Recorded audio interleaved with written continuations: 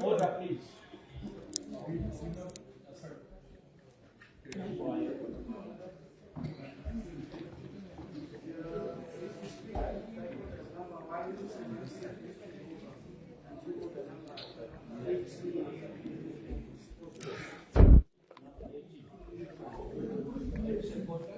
I second Honorable Speaker.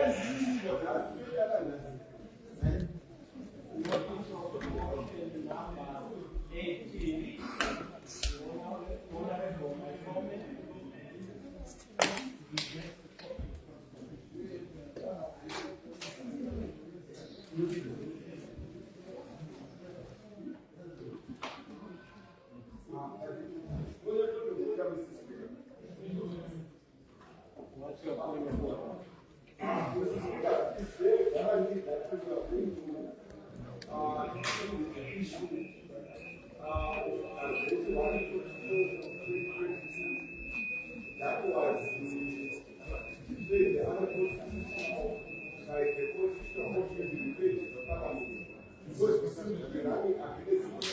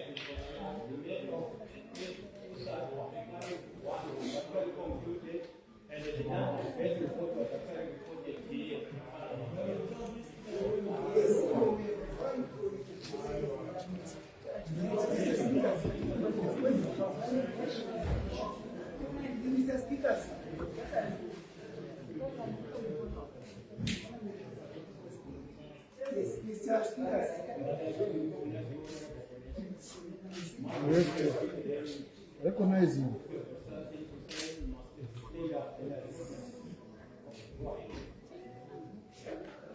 Thank you very much, Mr. Speaker. The reason why I listen, Mr. Speaker, is because we must look at the nature and context. This is not an ordinary report of the PLC.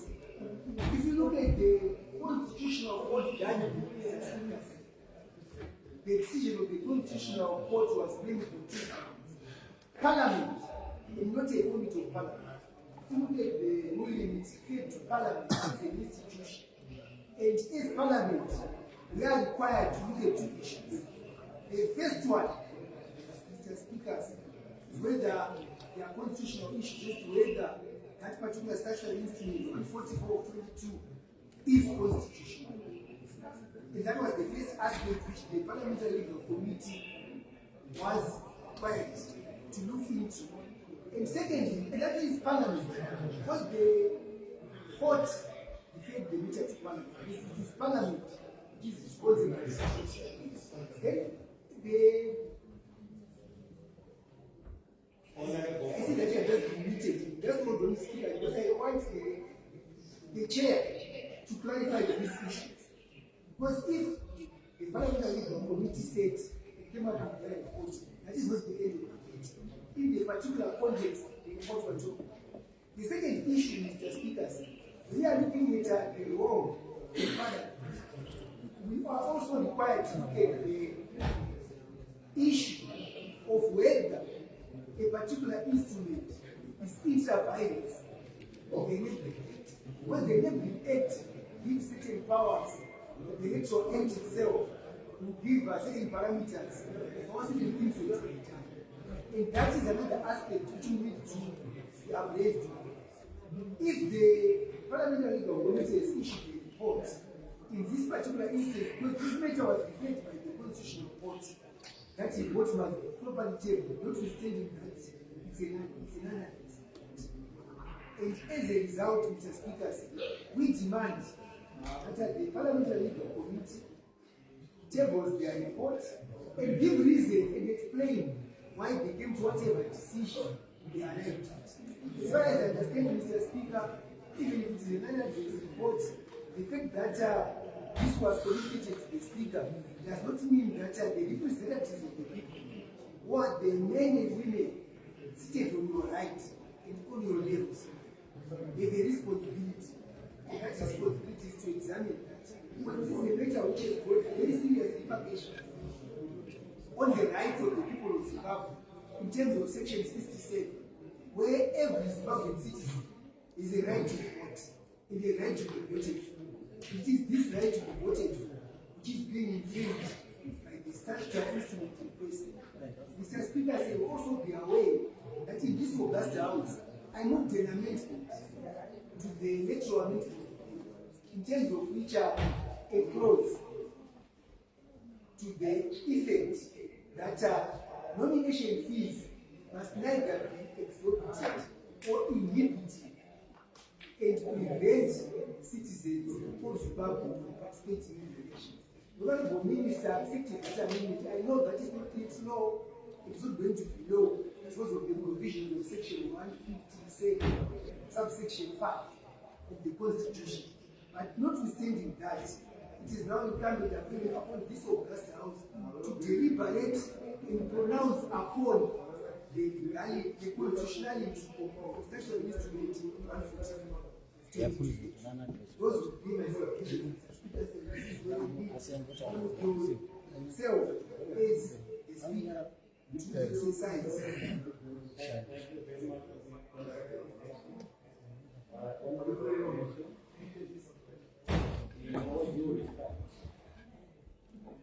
The legal committee that I'm talking about, it has been constituted legal by this August.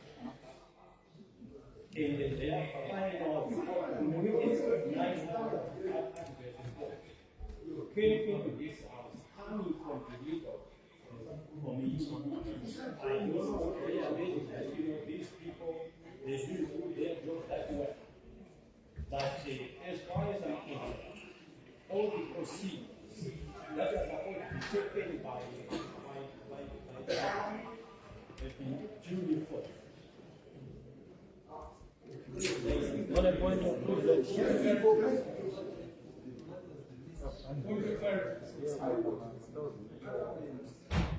Mr. Speaker, your sister who was sitting in the chair yesterday indicated that the report was going to be brought to the parliamentary. I was listening on virtual, I was not physically in the house, but I was listening on virtual.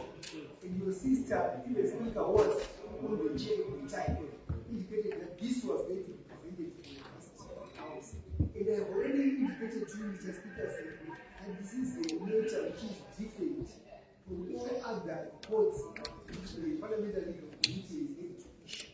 This is a matter which was specifically referred to us as an institution by the highest court in the land, which deals with all constitutional matters. And we are waiting for Parliament, and the committee of Parliament is not Parliament. It is a subcommittee constituted by this House and is going to report to us if it was delegated to look into those issues. It was doing so on our behalf. Those 5 honorable members are not Parliament. They are just a subcommittee of this August House. Because they are a committee of this August House, they are not the House. This is the reason why, in this instance, the report should have been presented to us with the reasons so that we as parliamentarians can interrogate those reasons. So at the end of the day, I remember yesterday, Honorable Minister ZANU was interviewed on Studio 7, need data. Yes, members are going to vote on the issue. That's exactly what he said in 2012. We don't want to have a shifting of the goalposts. I think those are the issues Chair wants to address. The PLC is not perfect. That is an issue which I believe the speaker said you are updating your duties and your responsibility. If they vote that the decision already been made, they cannot make a final decision. They have only later to specifically affect us as an institution. So on those grounds, Mr. Speaker, I submit that it is not appropriate for the chair to vote that the meeting because it is not people. Point of clarification,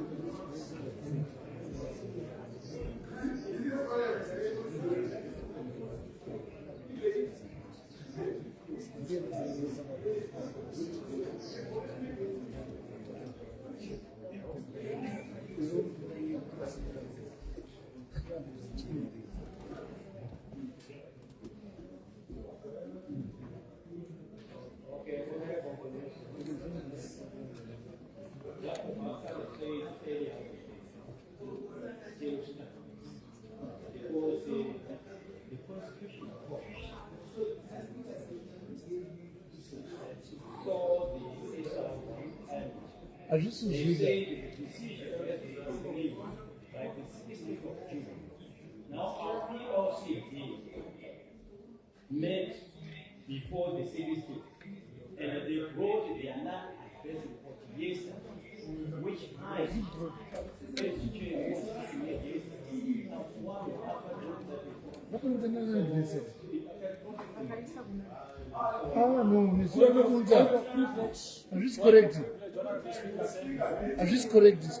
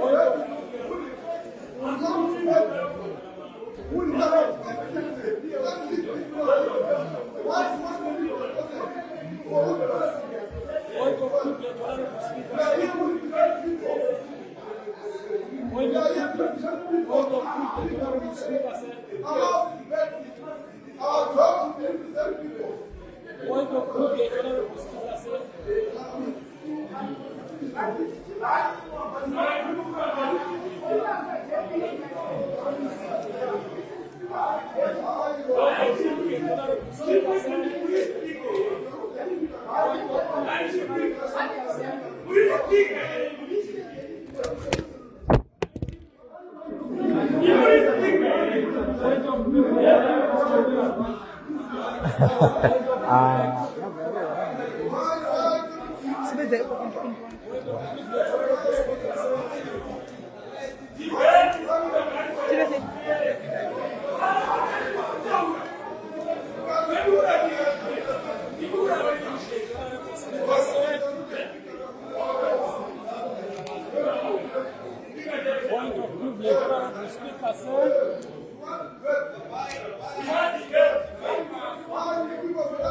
Terus beda masyur.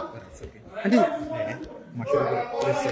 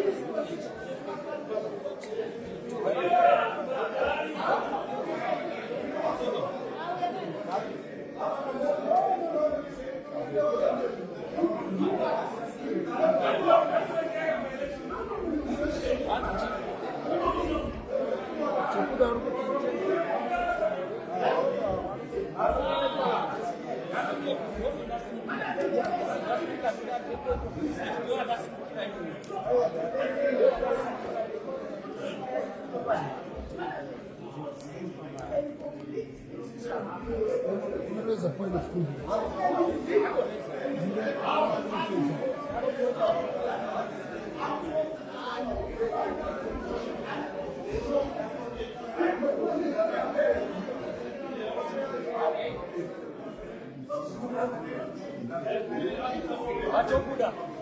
Wachokuda. Musami's people speak up. Syria. No.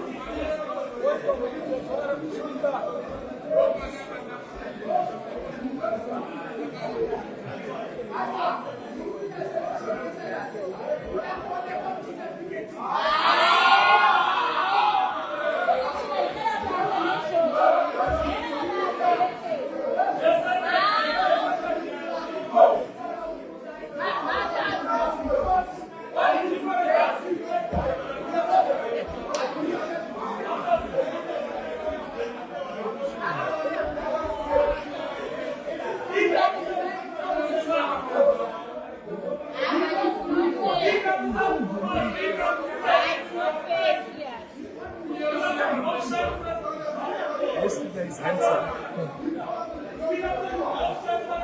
This is the acting speaker. The PLC said yesterday and we are going to publish the report to see today. It's not happening.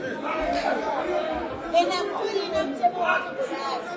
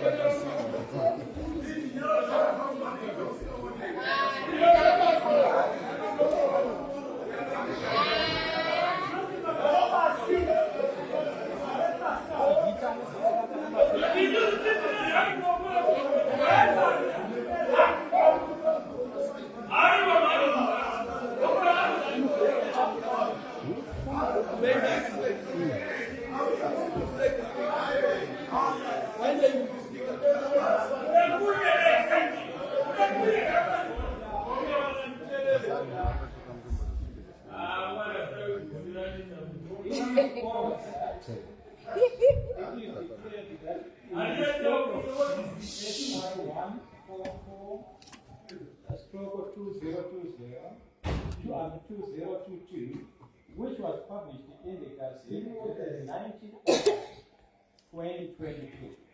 The respondent failed to fulfill its constitutional obligation under section 152 of the Constitution. We will do one. People. Who is speaking?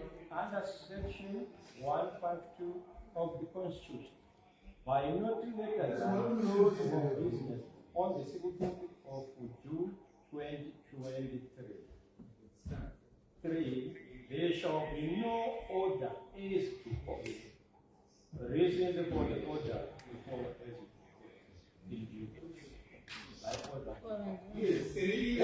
Point of privilege, Honorable Speaker. Point of privilege.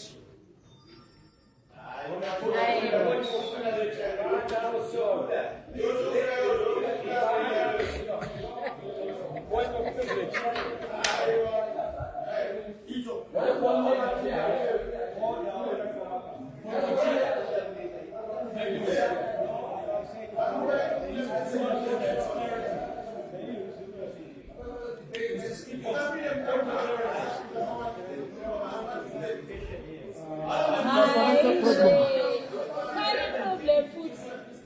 I haven't finished the honorable member.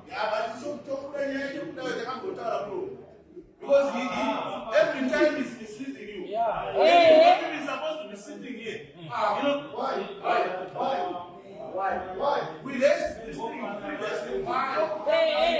Here, and now he misleads you daily. You're supposed to be sitting there. Why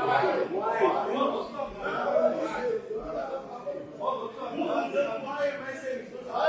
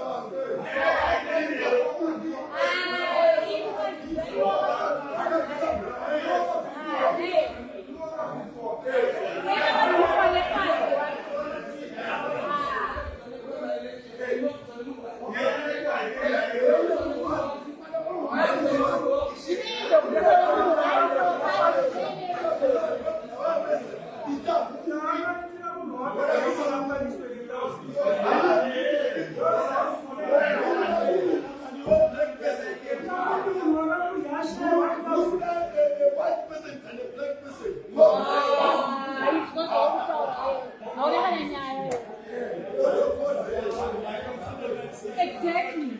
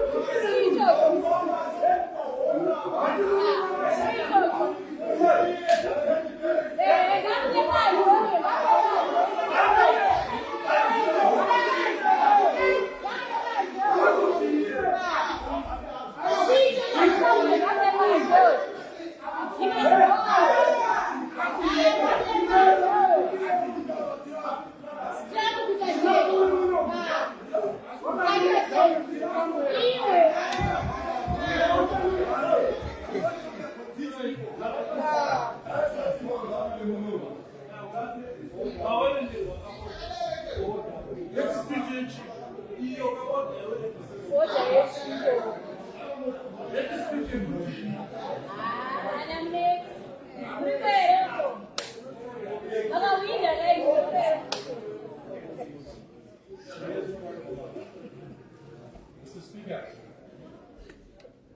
that statement is totally racial, and you, as Speaker, had no intention of calling the man to order.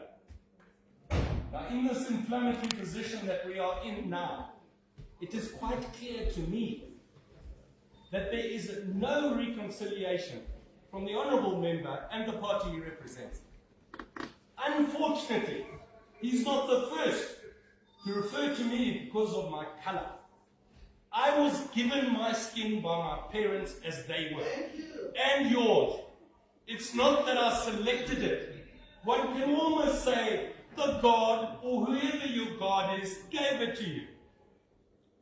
I am sick and tired of being referred to as white. In the Constitution, it states categorically you can't separate us by religion, sex, gender, you name everything. And yet you tolerate that. Mr. Speaker, I would like to announce to this House, I'm absolutely disgusted by the racialism that comes from that side and is also endemic in my own. I take leave of this House. Good afternoon. Hey, don't say it. Hey. I can say it.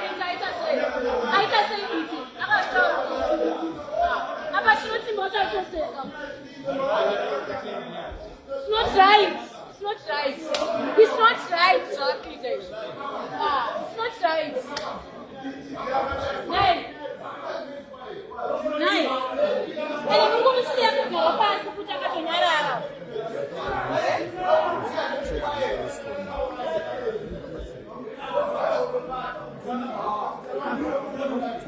It's not right. Why did you do that? I'm not the pansy. When I was looking at the pansy.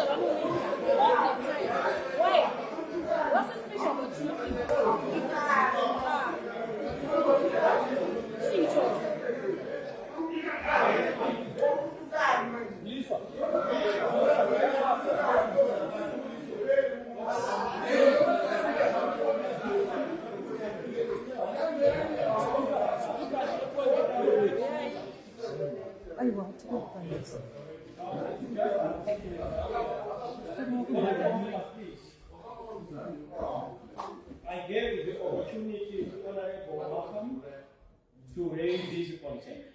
Yes. And it's just unfortunate that you went up. This is how I respond. It's like what he responded, what he said to me, I thought it was important to me, for me to give a response. What I wanted to say that, he was complaining. I did not hate what Honorable Timothy said.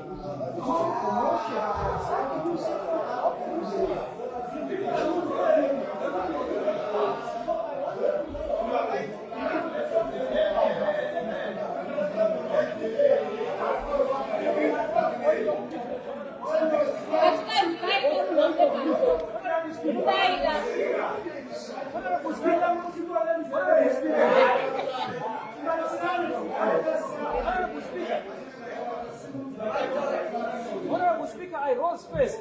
I rose ahead of the point of privilege.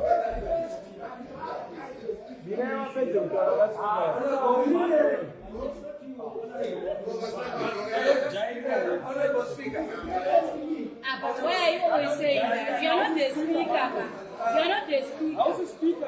Honorable son, you are a man of honor and very much respected in the bigger area.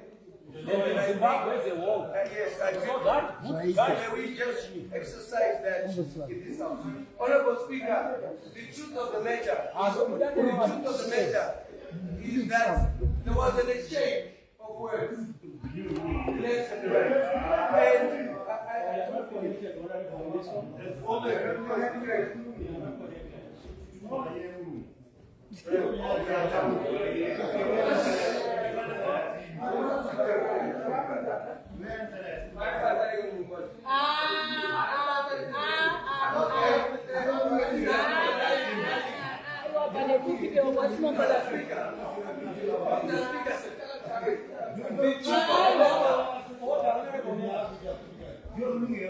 truth of the matter, Mr. Speaker, is there was an exchange which was going on, which we're not privy to. You were busy taking to issues. And indeed, we did not hear what was going on. But the truth of the matter, which I think is important for us to address, is that yes, Mr. Speaker, indeed there was an exchange which was going on between the two sides. In having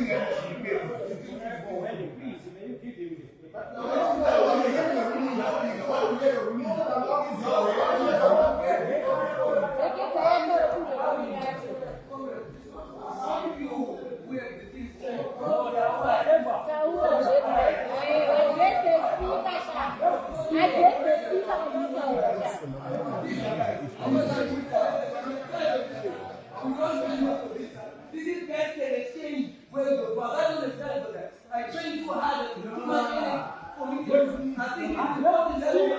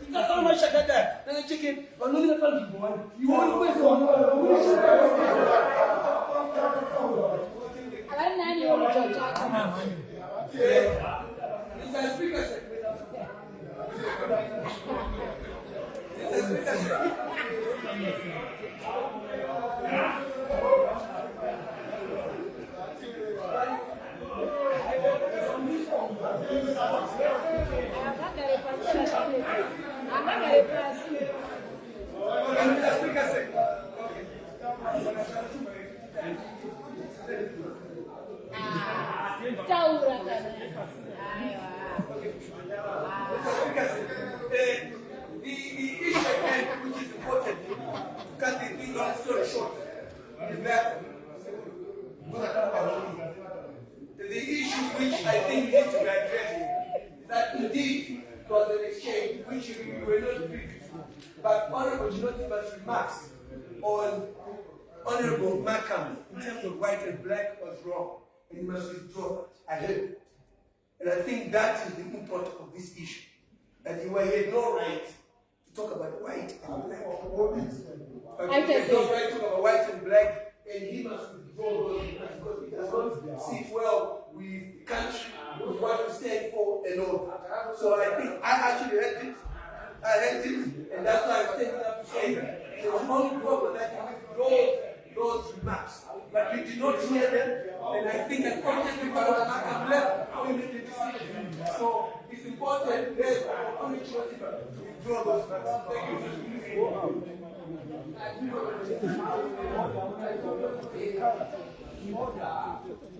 Like I said earlier on, I think it was so much unfortunate that Honorable Markham decided to walk out of what I wanted to answer the combination of what Honorable just said.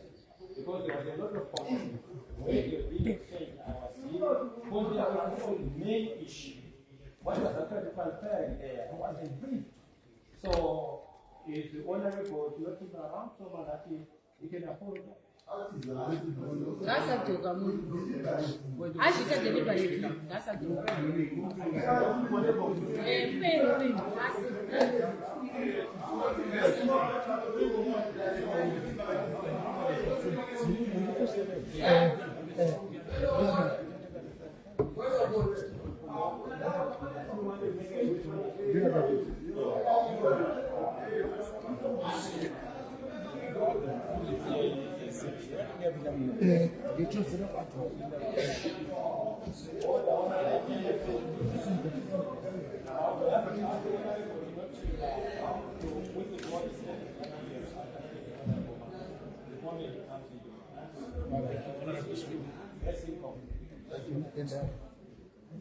What's your point of order?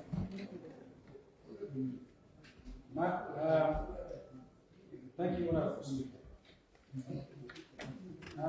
Honorable Speaker, I have listened to my colleagues, and I have also listened to you reading the order of the Constitutional Court. While my colleagues want to intimate that the order was directed to the PLC, I want to say I disagree with that. The order says the respondent, and the respondent in that matter was not the Parliamentary Legal Committee. The respondent in that letter was Parliament. And Parliament was enjoined by the Constitutional Court to comply with the provisions of Section 152. Now, complying with the provisions of Section 152 does not mean that the order, the report of the PLC should not be tabled before the House. Let us disabuse ourselves from that kind of understanding. That's not what that order means. It simply says, let Parliament carry out its duty. Now, if we look at section 152, subsection 3, and the proviso to that says, after scrutinizing, and must report to Parliament or to the Vice President, Minister, or authority as the case may be. So the issue of reporting to this House was not ousted by the order of the court. Now, I appreciate that by tradition, this House has not been debating non-adverse reports. I totally agree. But that is just a practice. It is not a provision of the law that non-adverse reports must not be tabled in the House. Now, can we be bound by tradition on such an important matter of public interest? I disagree, Honorable Speaker. This matter is of critical importance. 5 members of this House cannot bind the whole House and say this is the position that Parliament has taken. The 5 members were simply delegated the duty to scrutinize. After scrutinizing that statutory instrument, this House is empowered to demand that that non-adverse report be presented here. Why?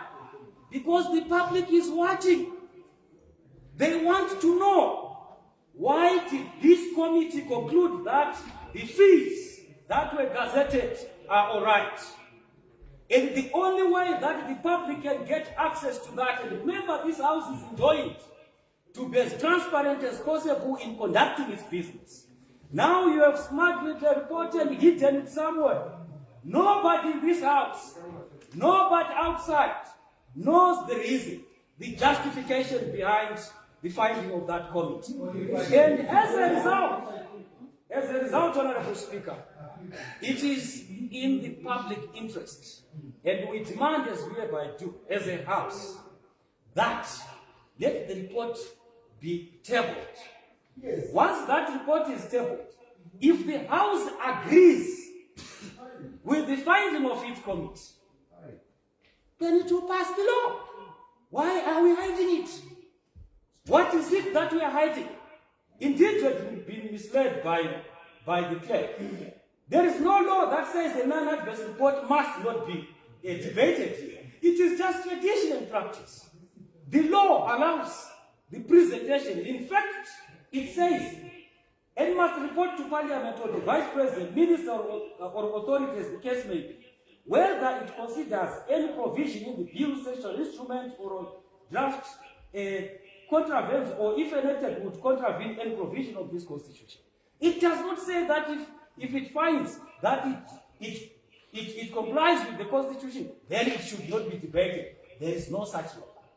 Therefore, Honorable Speaker, it is my submission that it is in the interest and in the integrity of this House that that report be publicized here, be tabled, so that everyone else hears it, and we also debate it.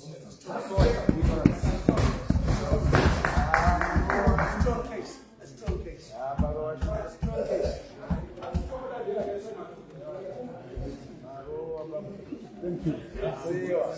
Thank you. Thank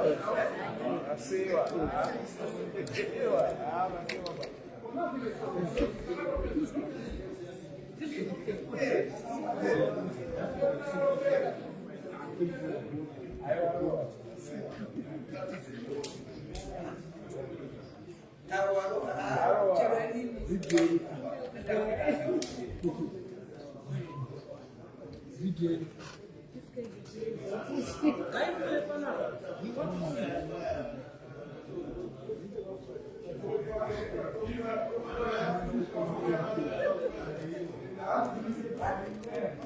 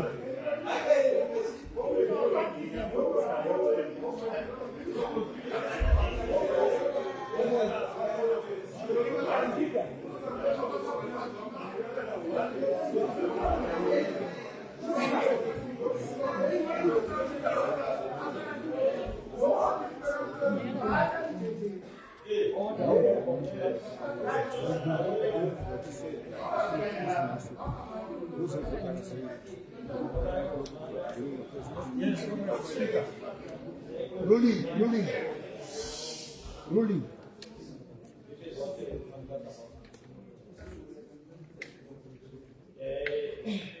I do understand where you're coming, where your argument are coming. You're talking about a tradition, where the youth is a lot of tradition, that a non-athletic court was not supported. And it's the responsibility of passing any report is, with due respect to this house, not the PLC.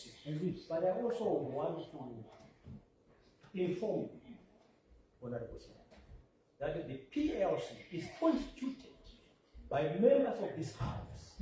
It's a leg of parliament. A committee that has been chosen from the learned lawyers who knows the law of this country. So really, if they came up with their findings and report to this parliament, now we are saying, no, the house is not happy, I think it was very important with all due respect, look at the report, because the parliamentary legal committee was instituted by this parliament. We are not all lawyers. You see that? Those members who form the parliamentary legal committee are lawyers. So whatever they bring to this parliament, we actually feel that it is coming from the competent lawyers of this nation. Now, before I conclude, let me just read out to you Party 3 of the Constitution, that is Section 9. Report of Parliamentary Legal Committee for the Statutory Instrument. What? Section what? That's in Party 3, Section 9. Yeah. Before the Senate or the National Assembly considers the report of the Parliamentary Legal Committee that a provision of a statutory instrument contravenes this Constitution or its enabling act, the committee may withdraw the report if the committee is satisfied that the provision be repealed or amended in such a way as to remove the contravention. Then, 2. If after considering a report of the Parliamentary Legal Committee that a provision of a statutory instrument contravenes this section, the Senate or the National Assembly resolves that the provision does contravenes the Constitution. You said section which one? What section? The clerk of Parliament must report the resolution to the authority which enacted the instrument, and that authority must, within 21 days after being so notified, apply to the Constitutional Court for a declaration that the statutory instrument is in accordance with this Constitution or repeal the statutory instrument. All right, on the point of clarification, Honorable Speaker. Honorable Speaker, I have not heard the section which you cited, and I'm informed that it is the schedule The 57. But from what I got when you were reading, you intimated that if the Senate or the National Assembly is not happy, then the PLC should withdraw that report. Honorable Speaker, that should be the remedy. Of course, I appreciate you are saying lawyers. We are also lawyers, eh? And those that sit in that committee are not the most competent. And remember, Honorable Speaker, I'm coming to a point. Honorable Speaker.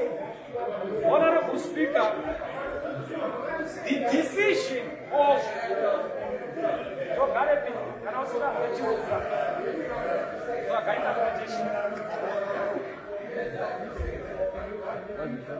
Honorable Speaker,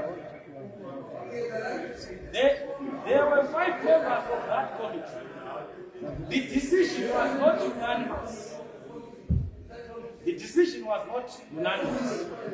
Now, the report comes to this house. I am a member, and I enjoy certain privileges as a member. The people of Binga North and the rest of this country want to know the rationale behind the decision that was arrived at. Possibly we might agree with the committee, or we might disagree with it. But I'm saying, where members are showing that they are in disagreement with the finding of the PLC, there is a remedy. So the remedy is either it is withdrawn or it is tabled, because the law does not bar a non-adverse report from being debated. So that is my position, Honorable Speaker. It cannot stand when I am objecting to that. I'm a member here, and I'm objecting to the adoption of that PLC report. How would you treat me? Will you tell me that because I am one who has stood up and I know many others here are not in agreement with that report, so you will say you can go to hell just because that report has just come from the PLC? There's no way 5 members can then make a decision on behalf of the rest of this House. I rest my case, Honorable Speaker. I think Section 3(9), it actually explains. Yes. Way forward. And we are talking about Mr. who is also mentioned in this section. Mr. Clerk is 21 days, which he is supposed to act upon if ever there is disagreement on PLC report. So really, we need to be. And may I say again, we have actually taken much of our time. No, very important. Exactly what is important. No, the questions are not as important as that issue. And any other member is going to raise that because so much disrespect that the orders of the legislature. And it happens to be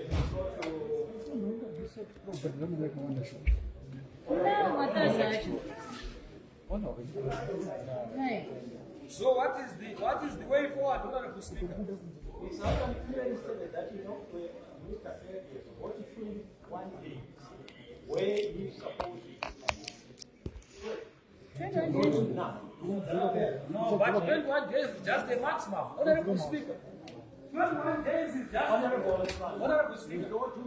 No, I told you that any other member is going to stand out and not comply or listen to my order. That would be so much disrespecting. I do not intend, Honorable Speaker, to show disrespect to your office. I do not intend at all. My desire is to represent those that are voiceless who are outside. I'm not standing because of my own personal ego. I'm standing because there are so many people outside there who are crying for what I am saying. The 21 days, Honorable Speaker, that are being mentioned is not the minimum. It is the maximum period that is provided. So the clerk can actually act within a day or within 2 days. It is not a requirement that we should act after 21 days.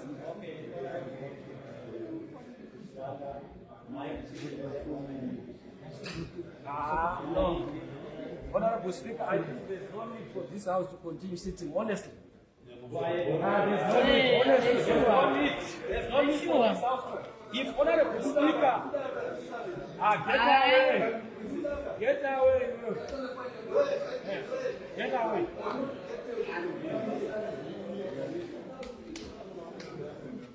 No, we cannot allow that chicken. No, this house is now being treated like a house of thieves, a den of thieves. With due respect, I hear your response. What I'm not sure about is the Constitutional Court is the highest court of the land.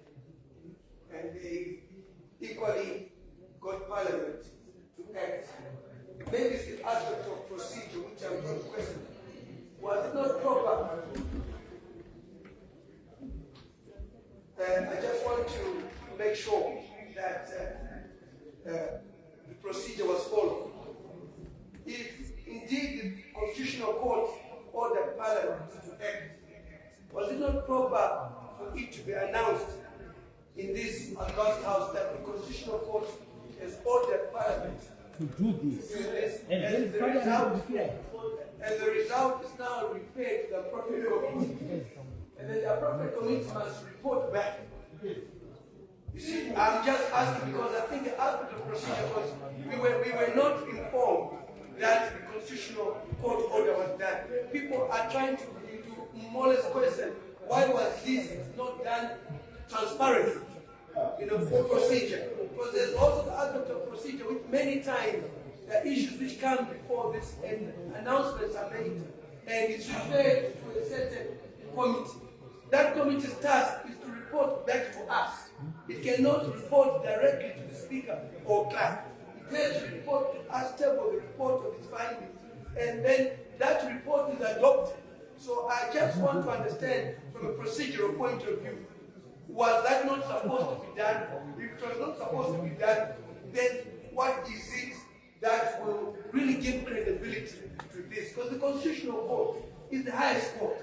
And us, the members of Parliament, would not want a situation where we are seen to be going against the Constitutional Court. Procedure is what I'm asking. If there's no need for such a procedure, then I don't have issues. Because you don't want Parliament to be sued tomorrow because they did not follow procedure and all that. That's all I want to do. If the process, the procedure I'm talking about is not important and we don't have to do it, then let it be on record. Not only that, can we also be told the proper procedure? At times we lack information and we don't have the knowledge, we are always eager to learn. We can then be told of the procedure which is to be used. Tradition, as you admitted, he said, I'm one who said, but I've never been in this house and seen non-adverse report be debated. So it's tradition, but is it supposed to be debated? All these things, I think we need to be schooled about it so that we are better representatives of the people. Thank you, Shumba. Thank you. Please speak again. No, but my primary Zungu.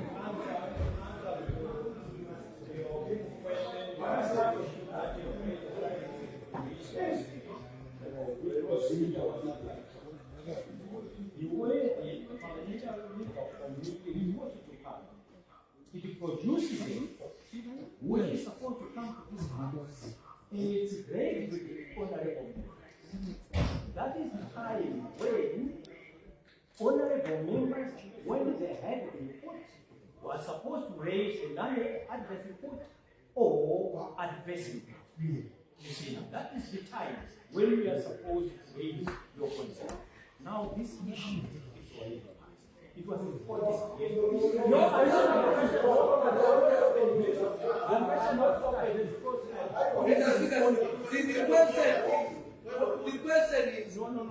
The question, Mr. Speaker, said from a procedural point of view, was there an announcement in this order that we received an order from the Constitutional Court? It has never happened. And the legal committee has been mandated. It seized with the matter, they'll report back. I don't even know when the legal committee reported this in this house. Maybe I was not there. I'd like to know when it was reported in this house. I don't know when it was reported in this house. Because when was it reported in this house?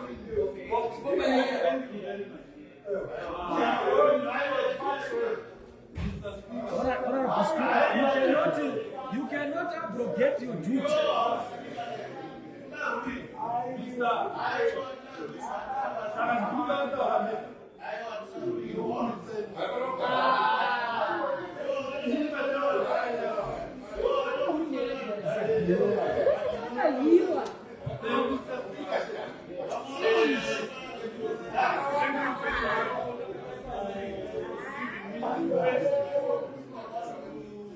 Elucidate the judgment by the High Court. It's not a duty. No, judgment was only last week. No one referred the matter to are referred to parliamentary legal committee every month.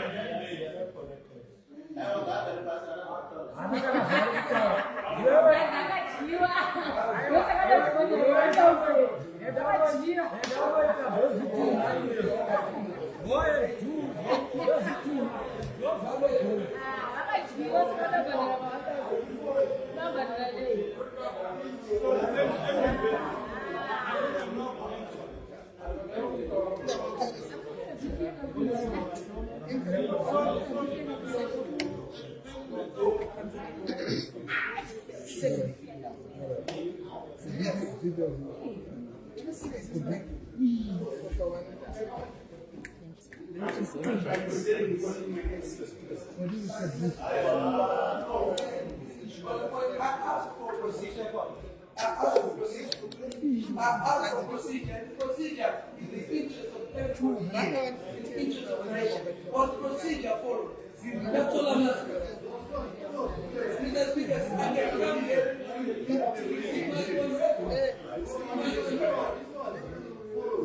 This is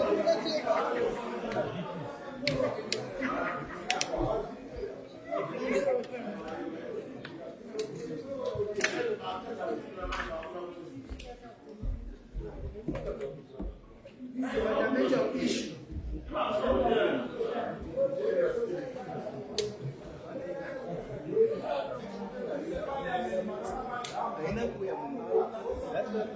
I know, very humble we are.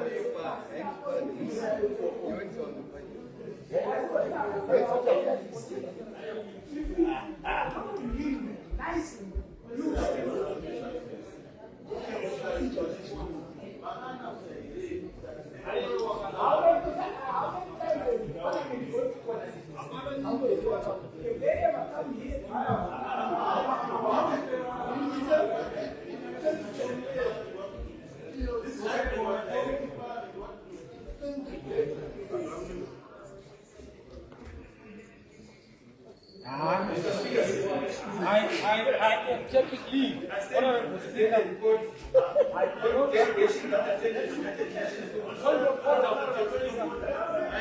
point of order, Honorable Speaker. Point of order, Honorable Speaker. Just after point of order. I'm listening to the speaker. You can talk to the speaker.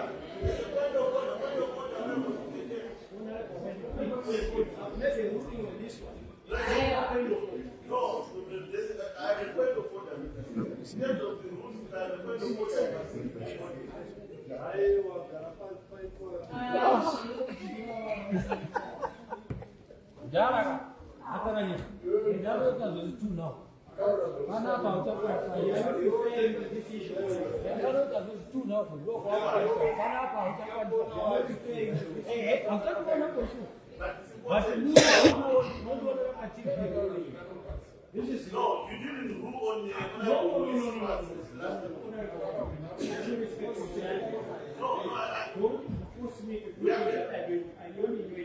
No, we are not fighting you. We want you to clarify. I know. Make a ruling. No,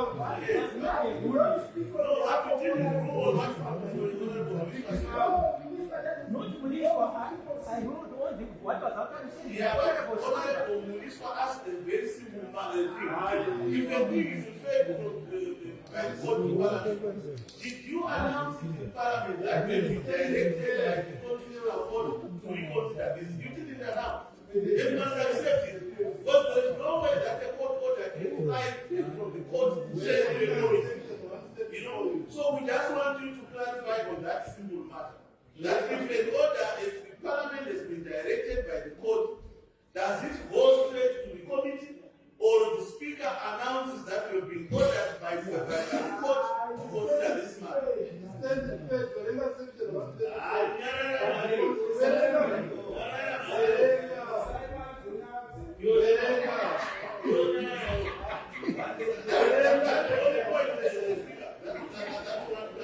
Just that simple. If that can be clarified, then we are able to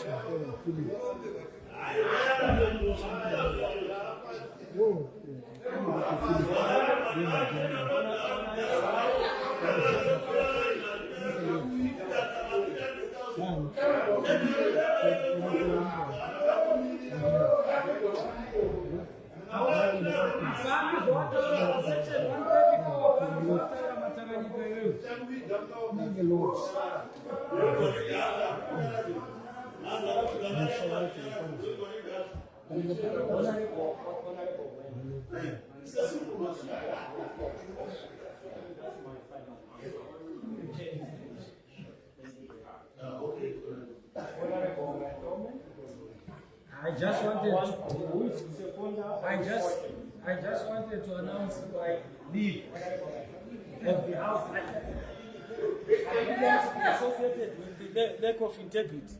This house is lacking integrity. Very, very seriously lacking integrity. I will associate myself with the next one. United Nations office of counter-terrorism, high-level parliamentary conference of parliamentary engagement in partnership with the African Parliamentary Union and the Shura Council of the State of Qatar on the understanding of the terrorist threat in Africa. New challenges and necessary measures held at the Cigar Hotel in Doha, State of Qatar, from 30 to 31 March 2022. Mr. Speaker, the United Nations Office of Counter-Terrorism, UNOC, Program Office on Parliamentary Engagement in partnership with the African Parliamentary Union and the Shura Council of the State of Qatar organized a high-level parliamentary conference to discuss threats posed by terrorism and violent extremism on African states. The theme of the conference was understanding the terrorist threat in Africa, new challenges and the necessary measures. The conference took place at the Cigar Hotel in Doha, State of Qatar, from 30 to 31 March 2022. Honorable Brigadier General myself, the Chairperson of the Parliamentary Portfolio Committee of Defense, Home Affairs and Security Services, and Honorable Tafana Najo, member of the African Parliamentary Union Executive, and President of the Head of the Portfolio Committee of Defense, Home Affairs and Security Services attended the conference. The conference sought to engage members of the Parliament in Africa and regions, member states in a meaningful discussion on the existing and emerging terrorist threats and the development of adequate measures to address and mitigate terrorism, considering the critical role of Parliament as the key legislative body with the function of oversight. The importance of engaging parliamentarians in counter-terrorism efforts is well recognized under Resolution A/RIS/16/288 of the United Nations Global Counter-Terrorism Strategy, under which member states resolve to undertake measures to protect, to prevent and counter terrorism by strengthening the coordinated efforts and measures of prevention of violent extremism. Brief background on the threat of terrorism. Mr. Speaker, the threat posed by the rapidly growing presence of and activity of terrorist organizations in the continent in the recent years has become one of the most critical international concerns. According to the terrorist index, African states such as Nigeria, Somalia, Democratic Republic of Congo, Mali, Burkina Faso, Mozambique, Tanzania, Libya, and Egypt are among the world's most affected countries by terrorism. Militant Islamic fundamentalist groups like Daesh and Al-Qaeda that are predominantly active in Syria and Iraq have been able to extend their influence in several African countries, where local terrorist groups such as Boko Haram, Al-Shabaab, and Al-Qaeda pledge allegiance to them. Their influence to these local affiliates continues to rise in Africa.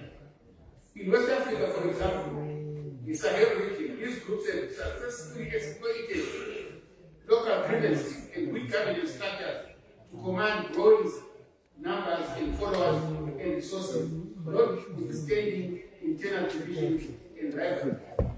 Since 1963, the international community has elaborated 19 international instruments to prevent terrorist acts. The instruments were developed under the auspices of the United Nations and International Atomic Energy Agency and are open to participation by all member states. These instruments include, but are not limited to, civil aviation, nuclear material, maritime navigation, explosive material, terrorist bombing, financing of terrorism, and nuclear terrorism. Mr. Speaker, in that name of the Congress was to discuss the main existing terrorist threats in Africa in order to develop a set of measures aimed at mitigating and addressing these threats. The expected outcomes. The high-level parliamentary conference is the following specific outcome. First, to identify such main threats related terrorist threats in Africa, including nature, root causes, key agents, and drivers of these threats. Second, develop and discuss a set of relevant. But start 265 yakatitwa but munakavongwa panyayiri mupresident because vanhu vaitsora vanhu around location vakuda kuzirejisa muno muharare but musi election but musi election most people vote for it because apparently what happened before I thought dead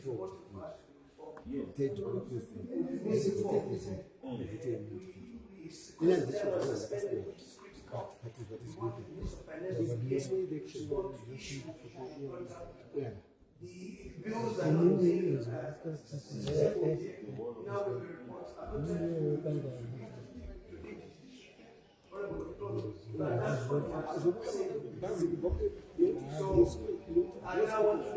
in addition to I think we need some explanation because there are no bills in because quite a lot of things in China.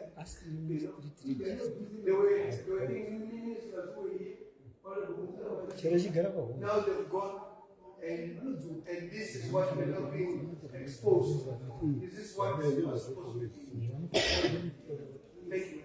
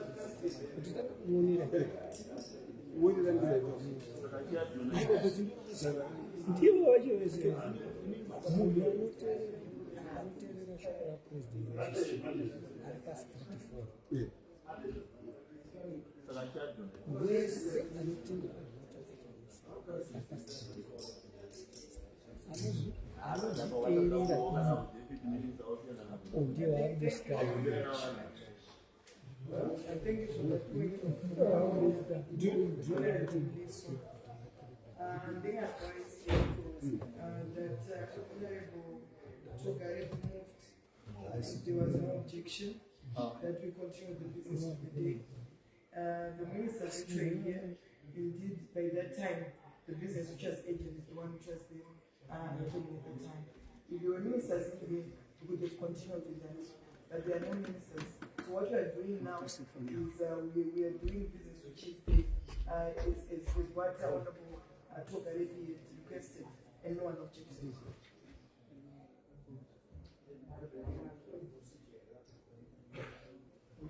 Move by adjournment. Second, We are Honorable Togare requested for that, and you did not object.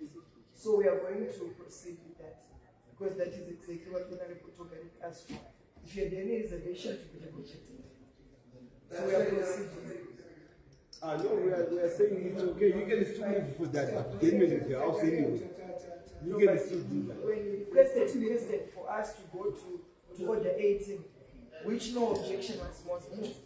So the procedure is will continue. No, that one was objected. No one noticed the objection. The speaker chose not to notice. So maybe this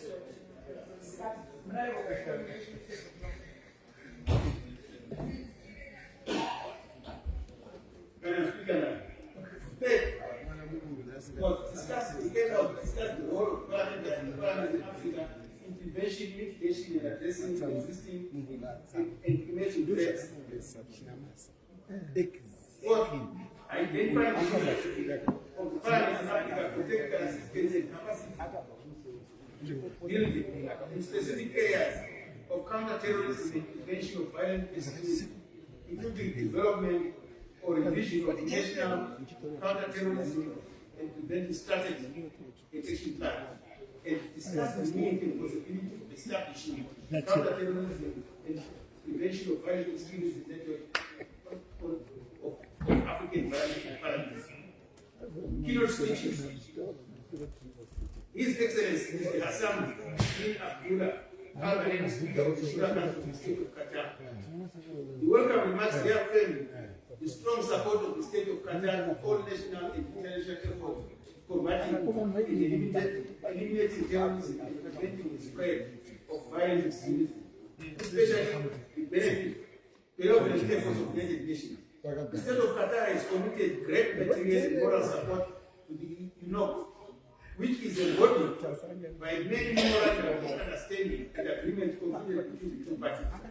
The memorandum of understanding signed between the UNOC and the Solar Council, friendly cooperation between the two, and approved opening of UNOC's program of office on parliamentary engagement implementing and countering terrorism in Doha. It was highlighted that UNOC so far made great strides in fighting terrorism and prevention of violent extremism through organizing and hosting high-level conferences of various parliamentary unions and organizations interested in combating terrorism.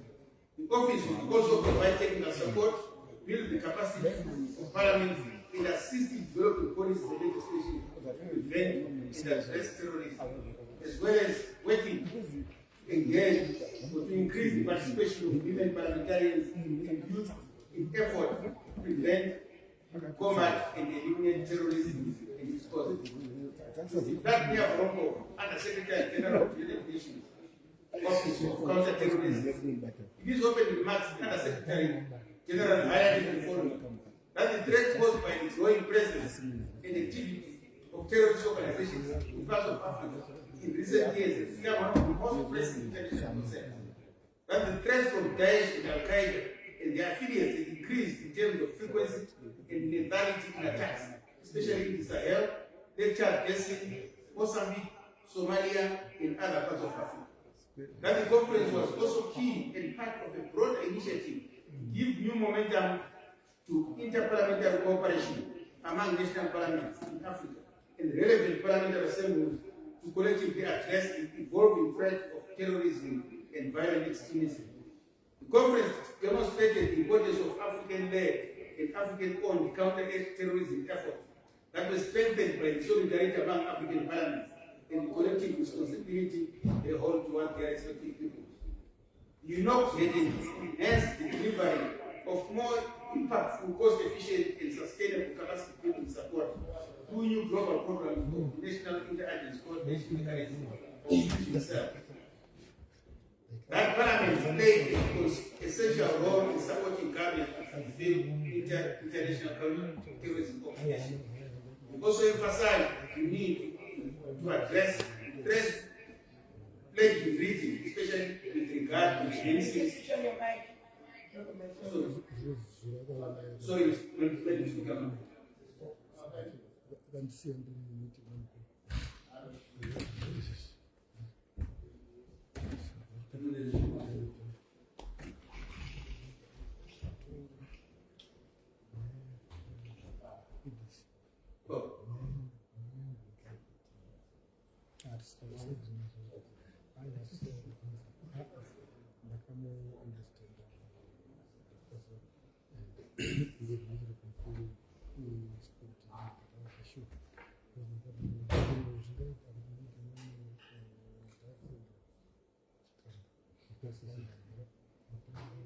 Thank you.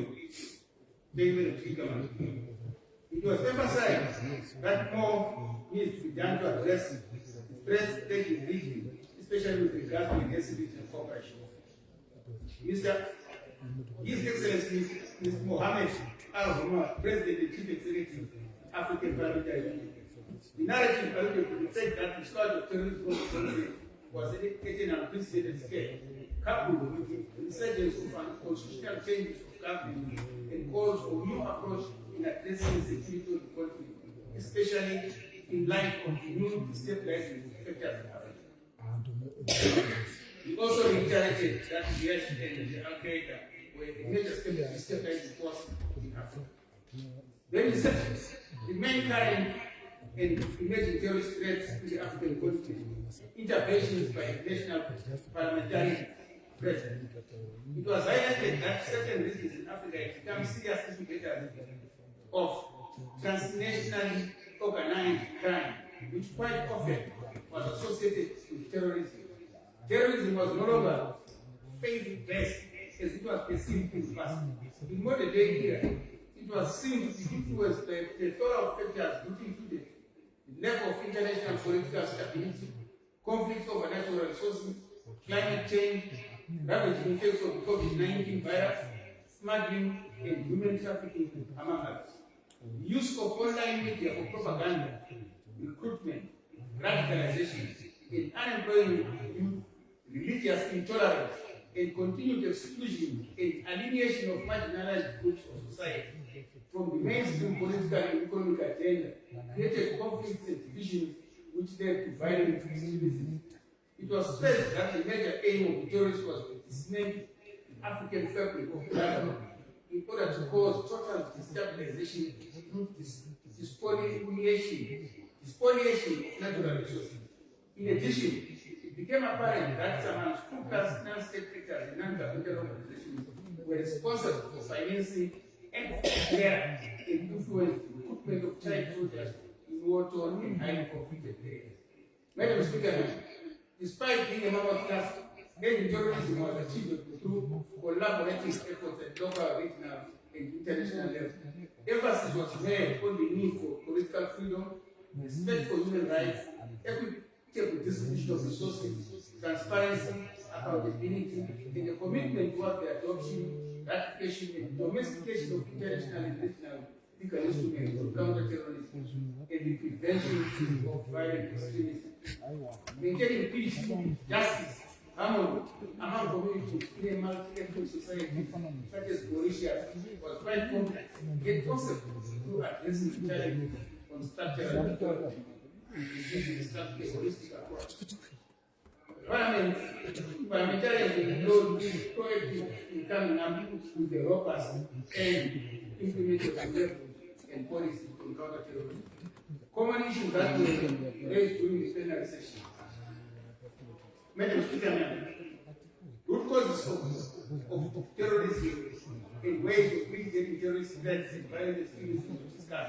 The following were topical and common throughout the 2-day conference. The first one, ideological and cultural difference, lack of resources and weak government systems exposed most African states in threat of terrorism. Second, terrorists are illegal transnational boundaries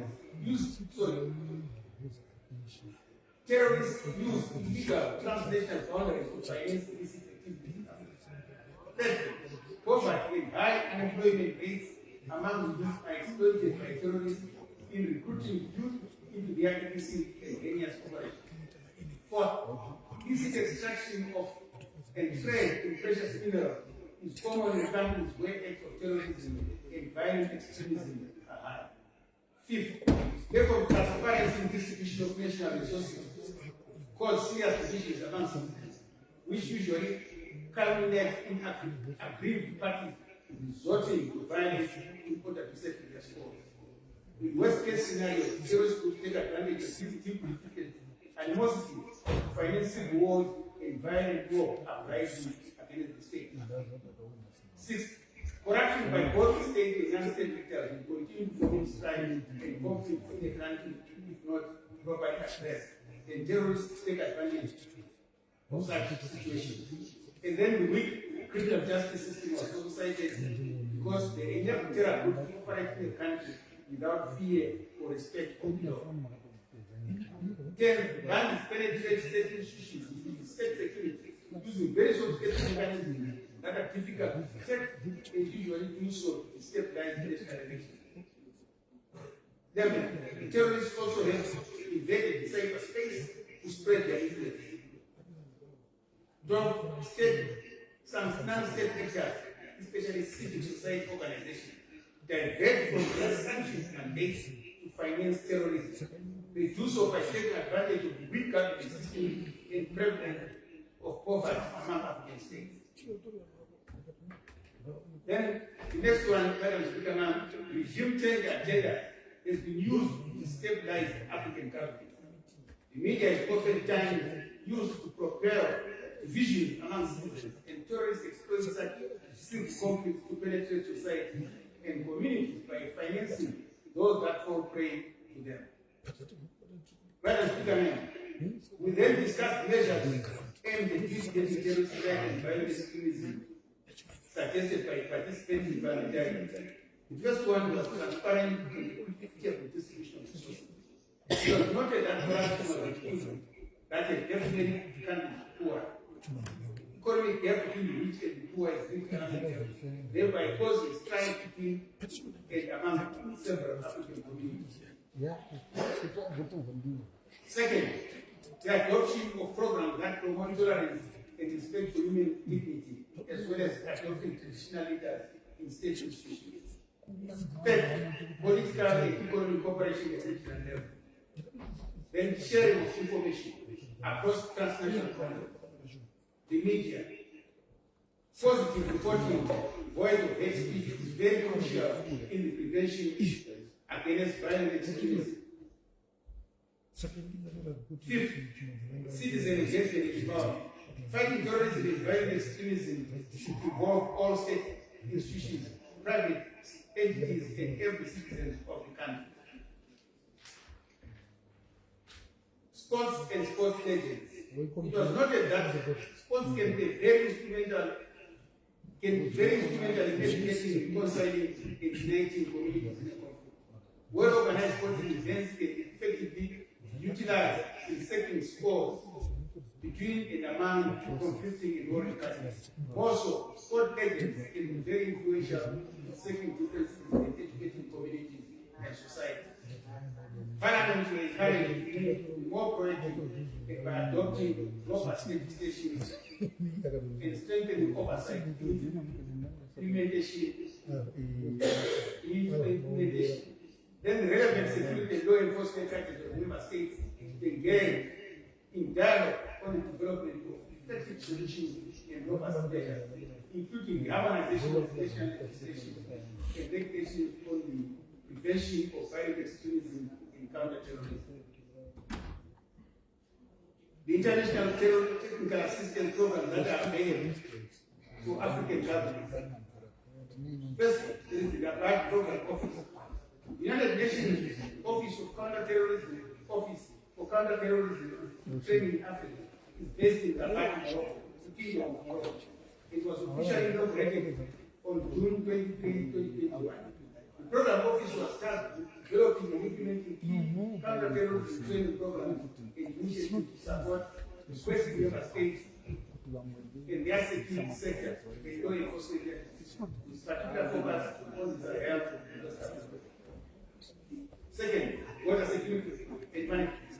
The global border and security management can prevent cross-border movement of terrorists and stem the flow of foreign terrorist fighters, border security and management and cross-border cooperation among beneficial countries. Biometric data is shared and used responsibly to enhance border control and security in the counter-terrorism context. This is the Security Council Resolution 2396 of 2017. You know the targeted capacity building training based on established best practices of border security management, and is being delivered through an all-of-union approach with key global compact planners, including international organizational migration and Egypt. Thirdly, cybersecurity and new technology. The program in cybersecurity and new technology was developed in April 2020 with the aim to enhance the capacity of member states, international and regional organizations with United Nations awareness of the terrorist cyber threat. Then the counter-terrorism travel. The program aims to assist beneficiary member states in building their capacity to take counter-terrorists and serious criminals. This is done by using advanced passenger information (ATI) and passenger name record (PNR), improved use of international boundaries with known and suspected terrorists and criminals, such as Interpol, to enhance international information exchange in accordance with Security Council Resolution and relevant privacy laws. Second, finally, second general official launch program on 7 May 2019. Since then, 47 member states officially joined the program, with approximately 44 member states indicating their interest to do so. The global program on preventing counter-terrorism, counter-violent extremism. This is the fourth one. You know, global preventing and counter-violent extremism program was launched in January 2021, and its main objective is to enhance the capacity of member states, UN entities, regional organizations, and civil society organizations in areas such as strategic communication, youth engagement, empowerment, police assistance, mental health, psychological support, gender, and human rights. Then there is the Fusion Cell. The Global Fusion Cell program is funded by the United Nations Peace and Development Trust Fund based in China. This program is implemented by in cooperation with Interpol and various other organizations. Ninth, the needs of Africa for technical assistance in capacity. It was noted that African parliaments require technical assistance in capacity building in specific areas of counter-terrorism and prevention of violent experiences. A call was made to establish an effective and detailed counter-terrorism investigation of violent extremism in Africa. This would provide a conducive platform for parliaments to share experiences and information on counter-terrorism and extremism. Then the key outcomes and resolutions of the conference. Madam Speaker, establishing an online network of parliamentarians for South African states on counter-terrorism and violent extremism. This will facilitate continuous engagement of parliament with effective sharing of information and experiences relating to mitigating threats of terrorism. Second, establishment of a working group on Africa to design concrete plans for action for future engagement. Third, setting up of the parliamentary advocates on counter-terrorism and prevention of violent extremism at national level to sensitize the population. Fourth, where necessary, review of legislation on counter-terrorism at national level. Fifth, supporting engagement and youth educational programs. Finally, consolidating and expanding technical assistance and capacity building programs to member states in thematic areas such as water security, counterterrorism investigation, prison management, preventing and fighting counter-terrorism, and prosecution, rehabilitation, and reintegration. Observation. Noting that Zimbabwe is currently not directly and obviously experiencing terrorist threats in particular, it is worth noting that terrorism is increasingly become ubiquitous. The eye-opener for Zimbabwe, and should serve as a lesson that terrorism knows no boundaries, and that the threat caused by the same is imminent. Hence, we call for a proactive as opposed to a reactive approach to terrorism. Second, political instability, corruption, unfair distribution of resources, with conflict resolution strategies and policy, lawlessness, a weak justice delivery system, poverty, gender imbalance, unemployment, and exclusion of minority groups from national development programs are among common sources of extremism and drivers of terrorism. Third, fighting terrorism calls for bilateral and regional collaboration in international cooperation. Information intelligence is critical, and countries which share borders are encouraged to share vital information in countering terrorism. Fourth, the priority of border, the porosity of the border remains a cause of concern. It is reported that there are more than 23 identified Muslim boys countrywide which share borders encouraged to share vital information that is critical in countering terrorism. Fifth, the porosity of the border remains a cause of concern. So the next one, Madam Speaker, the state, media, and civil society organizations must operate in a harmonious environment where the media and civil society organizations be independent in their operation, yet positively complementing government efforts all the time of nation building and development as opposed to UN division and conflict. Then there is need to capacitate academic and the security sector, research institutions in order to enhance the state preparedness to prevent counterterrorism and violent security. The state must also take advantage of unique programs aimed at capacitating state security agencies as well as parliamentarians on their legislative and oversight functions. Recommendation of the team. Madam Speaker, starting with the 2024 budget. Going forward, the Minister of Finance and Economic Development should increase its budget allocation for all programs and projects aimed at strengthening the capacity of the state in preventing social unrest, which has the potential of fueling violent extremism and threats of terrorism. Second, the state must take stern measures to arrest corruption, address gender imbalances, ensure transparent and equitable investment of resources, implement conflict resolution strategies and policies to strengthen the capacity of law enforcement agencies in the judicial system in order to guard against violent extremism and terrorism. Third, bilateral agreements on the integrated border management and sharing of immigration data countries must be prioritized. By the end of 2024, the government must ensure that all designated ports of entry and exit are blended with enhanced physical and electronic security systems. And then by the end of July 2024, local media practitioners should be scrutinized, sensitized, and capacitated on positive and constructive journalism that resonates well with national actors, interests, and aspirations. Finally, the government must incapacitating and strengthening academic and security sector research institutions with a view increasing knowledge on drivers of violent extremism and terrorism and possible ways of getting all these into society that threaten security.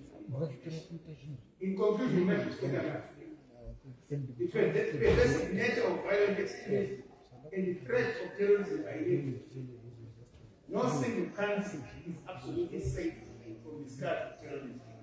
Political instability, weak judicial system, economic collapse, social decay, cyberbullying, corruption, transnational crimes, severe porous borders, increased human trafficking, irregular migration, soaring unemployment, exclusion and alienation of minority groups and marginalized groups, hunger, the peril of natural disasters due to climate change, pandemics, religious intolerance, and ethnic conflict, among others, are all singularly or collectively drivers of extreme terrorism, individually or collectively. Indeed, Africa is under the whole of Africa or society approach is very crucial in addressing violence, extremism, and terrorism. Regional cooperation and integration in countering terrorism is the way to go. Preparedness is significant. Zimbabwe needs to stay away and monitor. I shall tell you, Thank you. A question before the House Commission by Honorable Mandela that the House section of the third report of the Portfolio Committee on Defense, Matters and Security Services on the deviation of the United Nations Offices of Counterterrorism High-Level Parliamentary Conference on Parliamentary Relations in partnership with the African Parliamentary Union, APU, and the Shura Council of the State of Qatar, understanding the terrorist threat of Africa, new challenges and necessary measures at La Cigale Hotel in Doha from the 30th to the 31st of March 2022. Is there any debate? Yes, Honorable Moyo.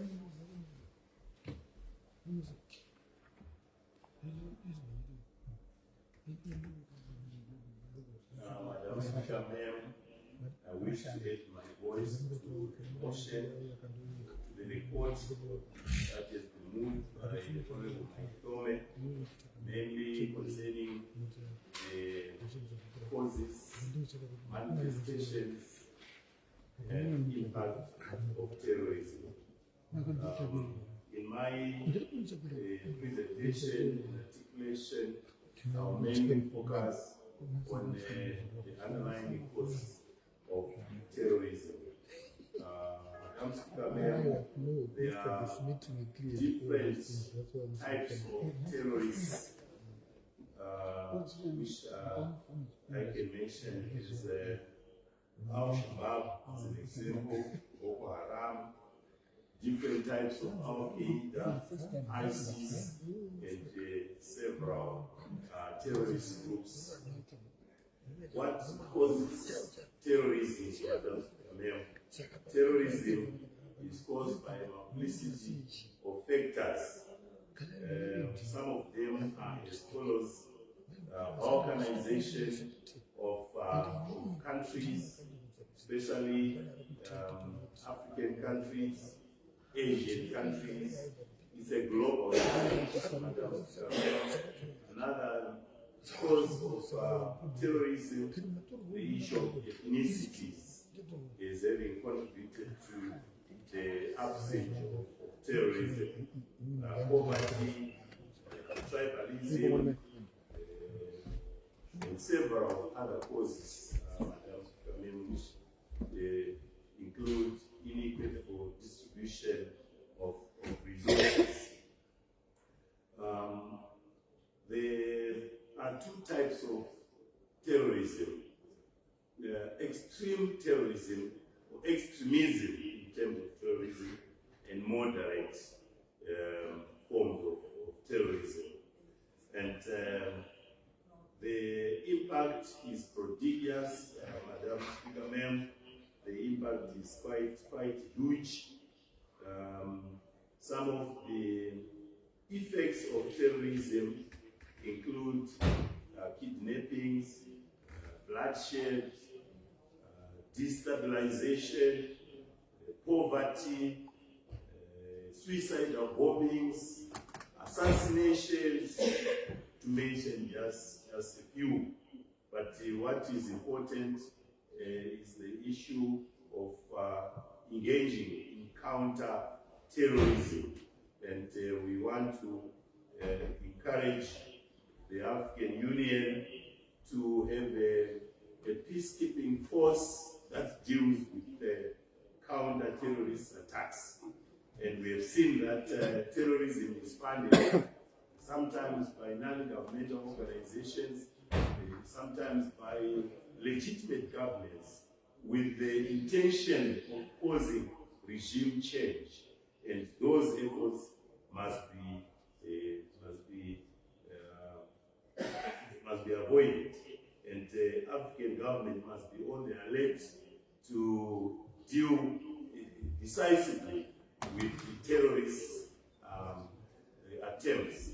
We have seen a lot of terrorist attacks happening in our neighboring country, Mozambique, where people have been beheaded, and we need to commend the SADC, Southern African community, for having provided troops that dealt decisively with those terrorist forces, especially in the Cabo Delgado region of Mozambique. We have seen children being kidnapped in schools.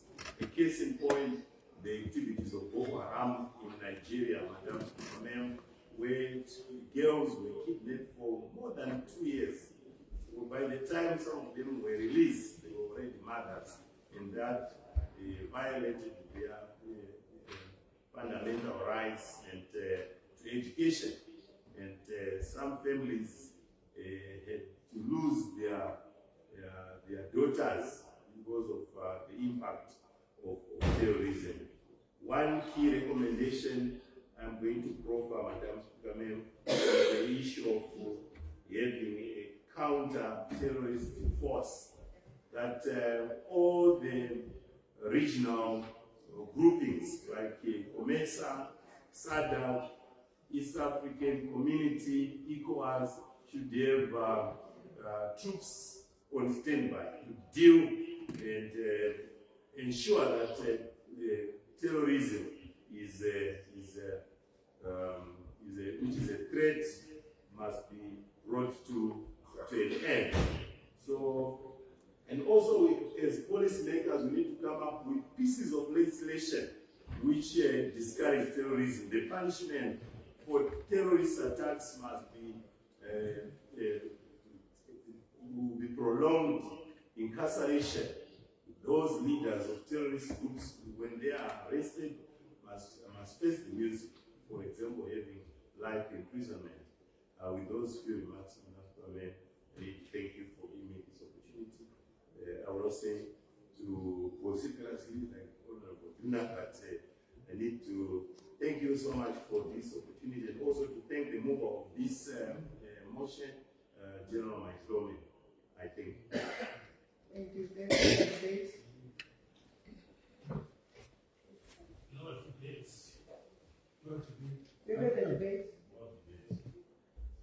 Jim.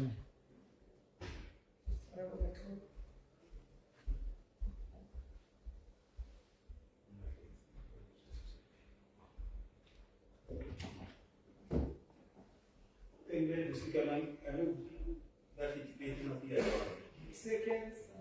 A second. Chair, remove that the debate will now adjourn. Those who have the opinion will say aye. Those of the contrary opinion will say no. I think the ayes have it. The ayes have it. The question is according to offense, and the debate is adjourned to end. To go to the Speaker. At dinner.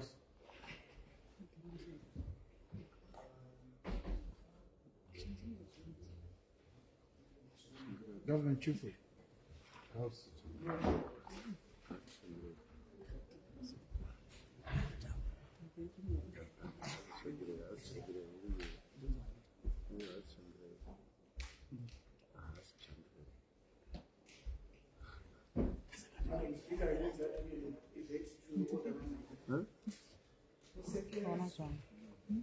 Second.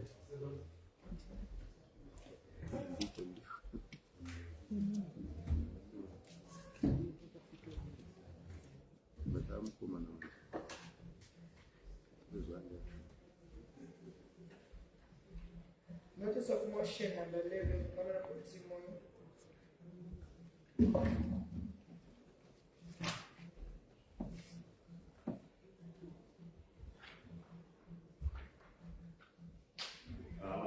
I move the motion in my name.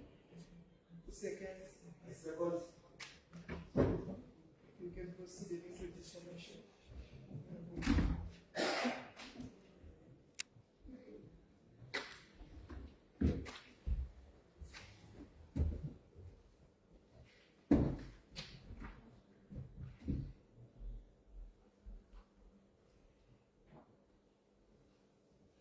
Madam Speaker, ma'am, I'm going to present a report of the Portfolio Committee on Primary and Secondary Education on the visit to Finland and Sweden from 18 February to 3 March 2023. The Portfolio Committee on Primary and Secondary Education, together with officials from the Ministry of Primary and Secondary Education, participated in a learning and exchange visit on early childhood education and care in Finland and Sweden from 18 February to 3 March 2023. The delegation was led by Honorable Timoyo, the chairperson of the Portfolio Committee on Primary and Secondary Education, who was accompanied by the following members. 4 committee members, namely Honorable C. Mtambisi, Honorable S. Masara Buddha, Honorable O. Mrambiwa, and Honorable Gordon Chanda. They were also accompanied by 3 ministry officials, namely the Chief Director, Mrs. Okaira, of the Ministry of Primary and Secondary Education, and the Legal Advisor, Ms. E. Mangezi, as well as Mr. Danga, one of the directors in the ministry. And also accompanying the committee was one staff of Parliament, Ms. Precious Tetwa.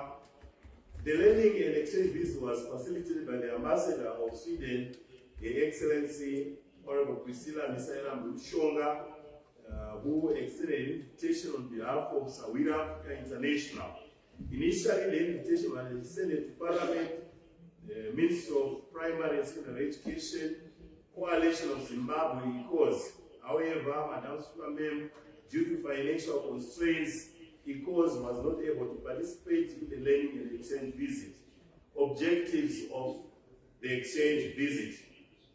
1, to learn about the Finnish early childhood education and care model that has been rated the best in the world by the Economist Intelligence Unit of 2021.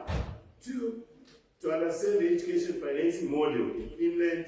3, to discuss ways of collaboration between Zimbabwean government and Zimbabweans in the diaspora, particularly Sawira International Africa. 4, to visit the UNICEF Innovation Hub in Sweden. And 5, to meet and engage the Zimbabwean ambassador in Sweden and discuss best ways to collaborate with the Finnish and Swedish in the education sector. Background to the learning visit and exchange visit. The ambassador of Sweden, Excellency Priscilla Misaela Mbushonga, has had several engagements with Zimbabweans in the diaspora in the different countries she is accredited to, as she strives to be inclusive and ensure that no one and no place is left behind. One of the engagements in the Zimbabwe in the diaspora was with Dr. Faith Mkwesha, the founder of Sawira Africa International, a non-governmental organization based in Finland with special interest in working and advancing the education system in Africa. That's Sawira Africa International, working with its partners, Fan Academy and Helensky Education Consultants, seeks to have a memorandum of understanding, MOU, with the Ministry of Primary and Secondary Education, particularly to support early childhood education and care in Zimbabwe based on the Finnish model, which will then be tailor-made for the Zimbabwean context. Upon the invitation from the Zimbabwean ambassador to Sweden, the Committee on Primary and Secondary Education, accompanied by ministry officials, visited Finland and Sweden on a learning and exchange visit on early childhood education and care. Finland has been rated the best in the world in terms of efficiency of the educational system, which is founded on principles of equality and equity. In Sweden, the delegation visited the UNICEF Innovation Hub head office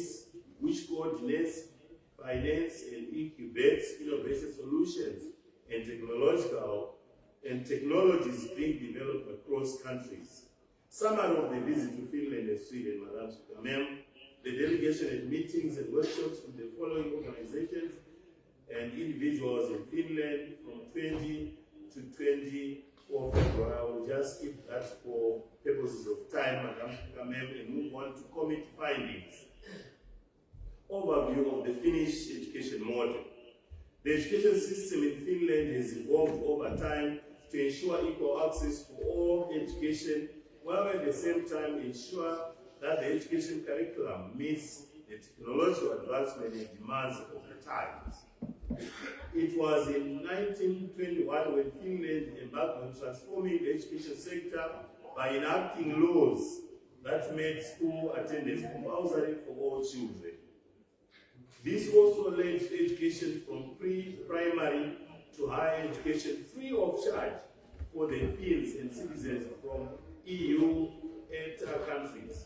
One of the basic principles of Finnish education, Madam, is that all learners must have equal access to high-quality education and training. The education laws ensure that all citizens have the same educational opportunities irrespective of their background, such as ethnic origin, age, wealthy, or where they live. Thus, the government has put in place laws that support free education for all children from basic education to university level, including adult education. Early childhood education and care is not free but heavily subsidized to enhance access to all. The delegation learned that learning materials, daily meals, transportation to and from schools are provided for free to all the students across the levels of basic education. In addition, the government ensures that every learner gets the right to educational support and welfare services where need arise. Equity is central to the Finnish education model as they believe in every child's ability to reach his or her full potentialities. According to the regulations, no one should derive profit from the basic education system in Finland. The Finnish education system consists of early childhood education and care, pre-primary education, primary and lower secondary education, upper secondary, general upper secondary education, vocational education and training, higher education, universities and universities of applied sciences, adult education, and non-formal education. The education model considers early childhood, pre-primary, primary, and lower secondary as part of lifelong learning, hence ensures that every child has equal access to basic education. Early childhood education and care targets approximately children as young as 10 months to 6 years, while pre-primary, primary, and lower secondary education targets children aged between 6 and 18 years. The stipulated teacher-pupil ratio for early childhood education and care is 1:4 for children under 3 years, 1:12 for children between 3 and 6 years, and 1:21 for children older than 6 years. The education system has developed to the extent that there are no glaring disparities in schools. Hence, every school is considered a good school. This has resulted in no school rankings, hence no best school ranking in Finland, as all schools equally provide the same quality of services. Let me emphasize this point. In Finland, there is no supervision of teachers. It is the teacher who decides what he or she is going to teach from ECD right up to Form 4. There are no exams in between. So the only exam that they write is at Form 4. So no business exams, no continuous assessment, and there are no inspectors to look at the teachers or to monitor it. Even the headmaster cannot supervise the teacher because they believe that they have quality teachers.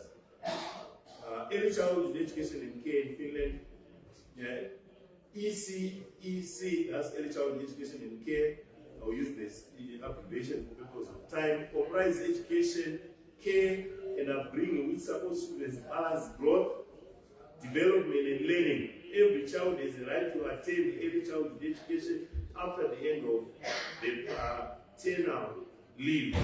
parental leave, usually at 10 months to 6 years.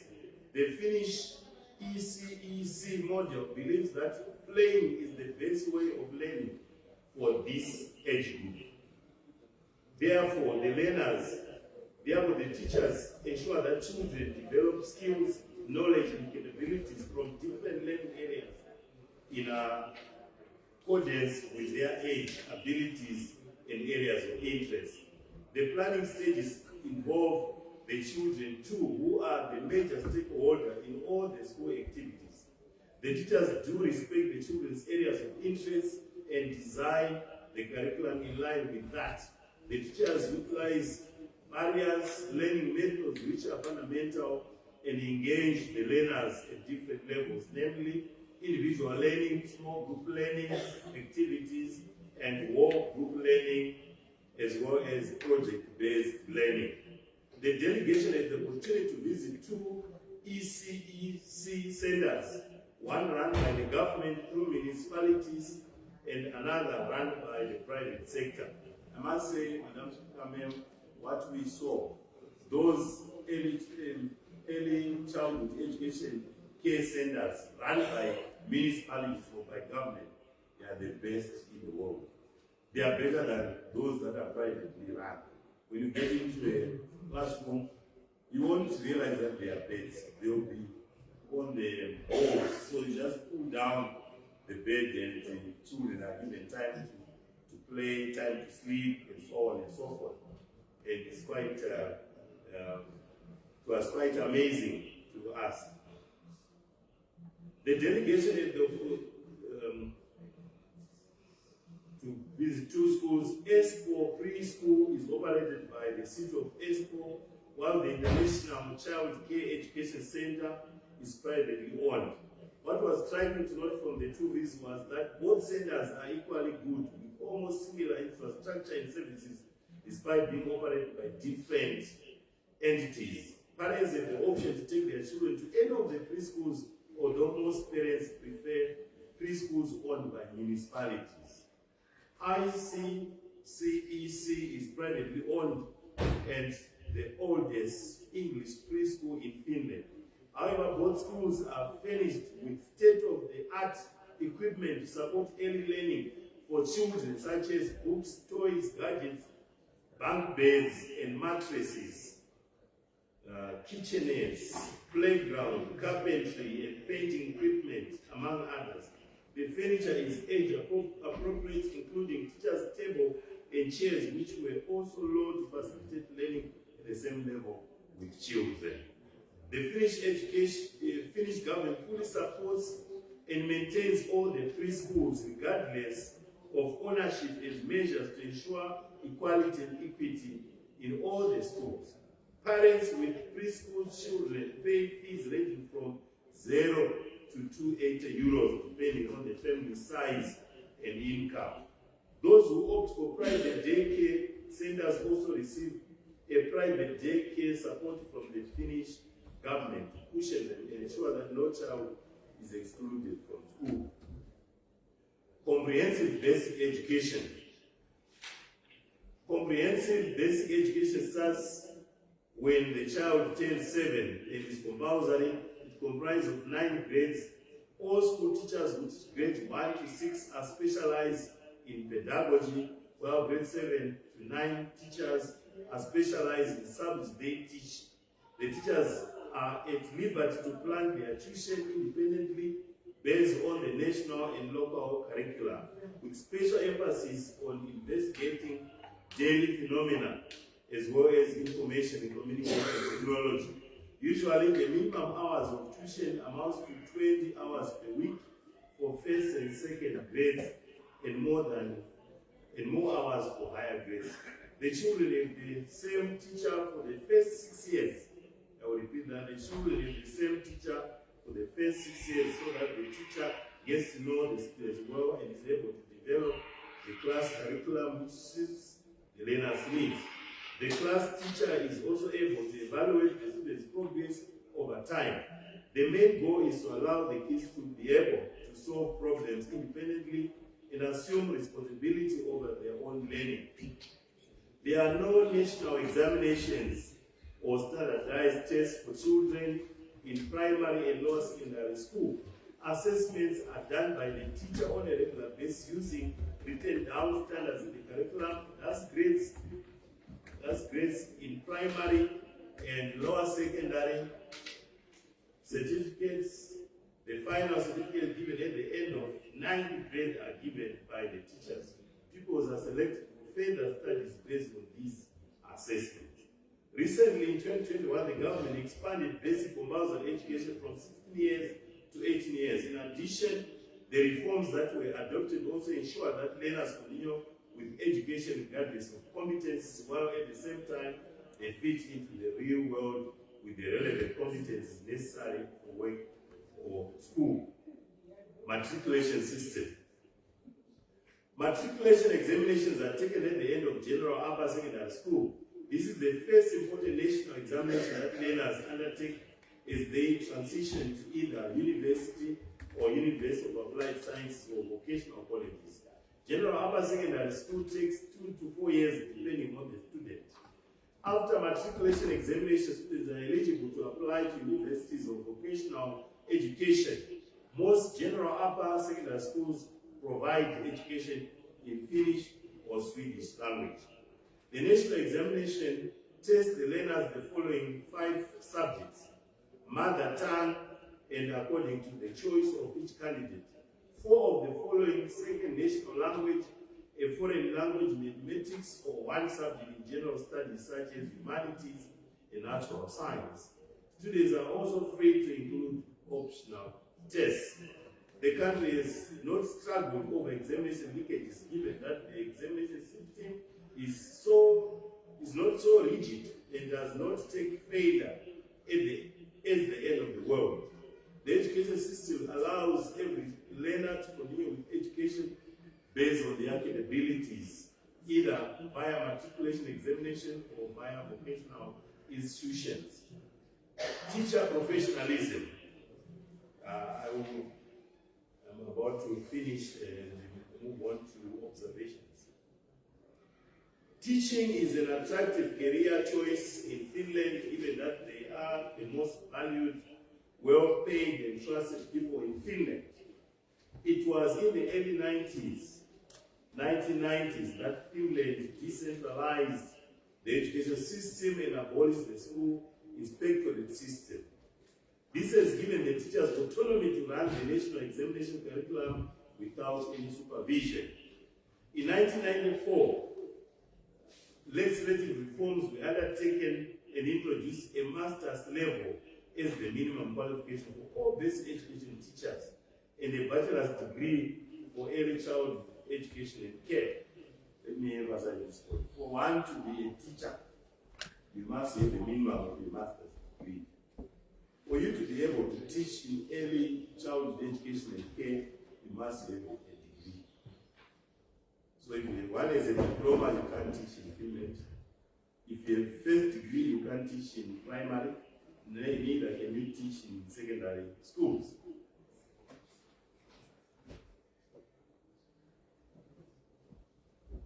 On average, a teacher in Finland typically earns around 3,570 euros, with the lowest earning as little as 1,750 euros per month, which is commensurate with the cost of living in Europe. This might appear to be a very huge amount, 3,570 euros.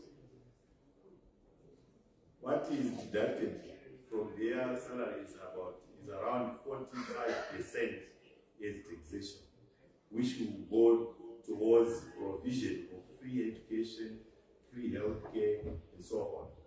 So if you calculate 45% of that, one will remain with the 1 point something. You add accommodation, one will get is coming at less than 1,000 euros. So it might appear to be a huge amount, but in actual fact, it's not very huge. However, teacher salaries vary significantly based on years of experience, skills, and location. Of importance to note is that the Finnish and Swedish language teachers are paid lucratively as measures to preserve and encourage teachers to specialize in their indigenous languages. I think we must emulate that in Zimbabwe. If you teach Tonga, Shona, Ndebele, all the indigenous, you are paid more than somebody who teaches mathematics, English, or any other subjects. The teachers are trained to be proactive and work closely with the learner to develop problem-solving skills in class. They guide and direct learners towards experimental learning in line with innovative and technological development for future schools. I think this is our main, what we encourage in Zimbabwe, that Education 5.0 should start from primary, so that students are able to be innovative, they are able to solve problems of society instead of people who seek jobs. They should be able to have projects that will, where they will earn a living. That's, we need to commend the Second Republic for this innovation, Education 5.0, which we want it introduced in primary, secondary, to emulate what happens in higher education. As part of their requirements, teachers are expected to participate in continuing professional development training each year. Duration of the continuing professional development depends on the field of education. We'll skip school administrators. You can read the report, education financing module. That's the reason why we went there. Education in Finland is free of charge, with all learners receiving financial and educational support from the government. The education system is mostly state and municipal funded, with the federal government providing approximately 25%, while municipalities contribute about 75% of the resources. That the state spends between 11% and 12% of its budget on education. That's in order to fully support the education sector. The Finnish people are highly taxed. The state government transferred to local authorities based on the number of 0 to 15 years living in the municipality and the special conditions of the municipality. The funding is not earmarked, and the municipality can decide independently how the funds are allocated and utilized. So here, municipalities and government provide free education. That's the same scenario that we introduced in Zimbabwe in 2023. Some people are not aware that fully funded education is in Zimbabwe. I remember when we had a workshop with Minister of Officials, they disclosed that the government so far by March had paid 6.5 billion to finance primary education, that students are not supposed to pay school fees. I really commend His Excellency the President, Dr. Emerson Mnangagwa, for providing free basic state-funded education starting with primary, and resources being made available. We hope to extend it to secondary and in universities. 309 municipalities in Finland are obliged to provide education services to the population. They are also responsible for paying the teachers' salaries from their budgets. The local authorities play a significant role in running the schools, while the state provides policy guidance. For example, pre-primary and basic education textbooks, meals, and transportation for learners who live far from school is provided by the government through their respective municipalities for free. Equity in education. One of the basic principles of Finnish education is that all pupils must have equal access to high-quality education and training. All citizens should have the same education opportunity irrespective of their background, such as ethnic origin, age, wealth, or wherever they live. Special needs education is generally provided with the mainstream education system. There are 3 levels of support that learners get from their school, designed as follows. A, general support, whereby every pupil has the right to sufficient support for learning and attending school as soon as problems emerge. Support is usually through remedial instructions. B, intensified support, whereby pedagogical assessments and plan for support is made in the pupil welfare group of the school. Intensified support is more robust and consistent general support. C, special support is given where intensified support is not adequate. The school, in cooperation with teachers and the school welfare group, draws up an individual education plan which should be used together with other support measures. I'll skip the rest and move on to committee observations and recommendations. On committee observations, Finland education system has excellent learning outcomes which has been witnessed over time due to its research-based pedagogy, innovative approach to teaching and learning. Finland has the best and top quality teachers who are valued and trusted by the government to deliver high-quality education in schools.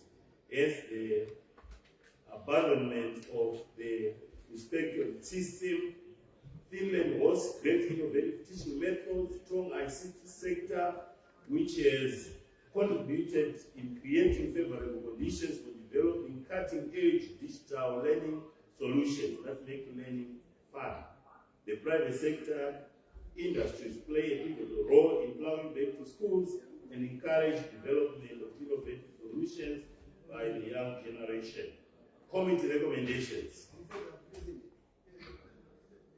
on early childhood education and care, that the Ministry of Primary and Secondary Education engages through a memorandum of understanding with Sawira Africa International so that ECD teachers participate and benefit from the capacity development and training, either online or physical exchange programs with the M.A.C University.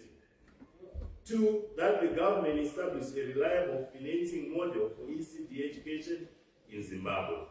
The development of education financing model remains the panacea for the sector.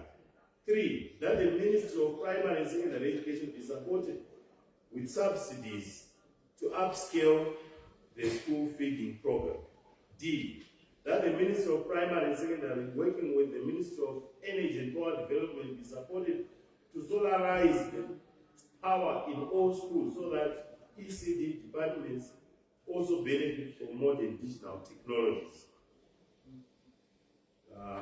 Primary and secondary education, that grade 7 examinations be scrapped and allow children to focus on continuous and learning assessment and other school assessment as measured to reduce the examination burden on both parents and ZIMSEC.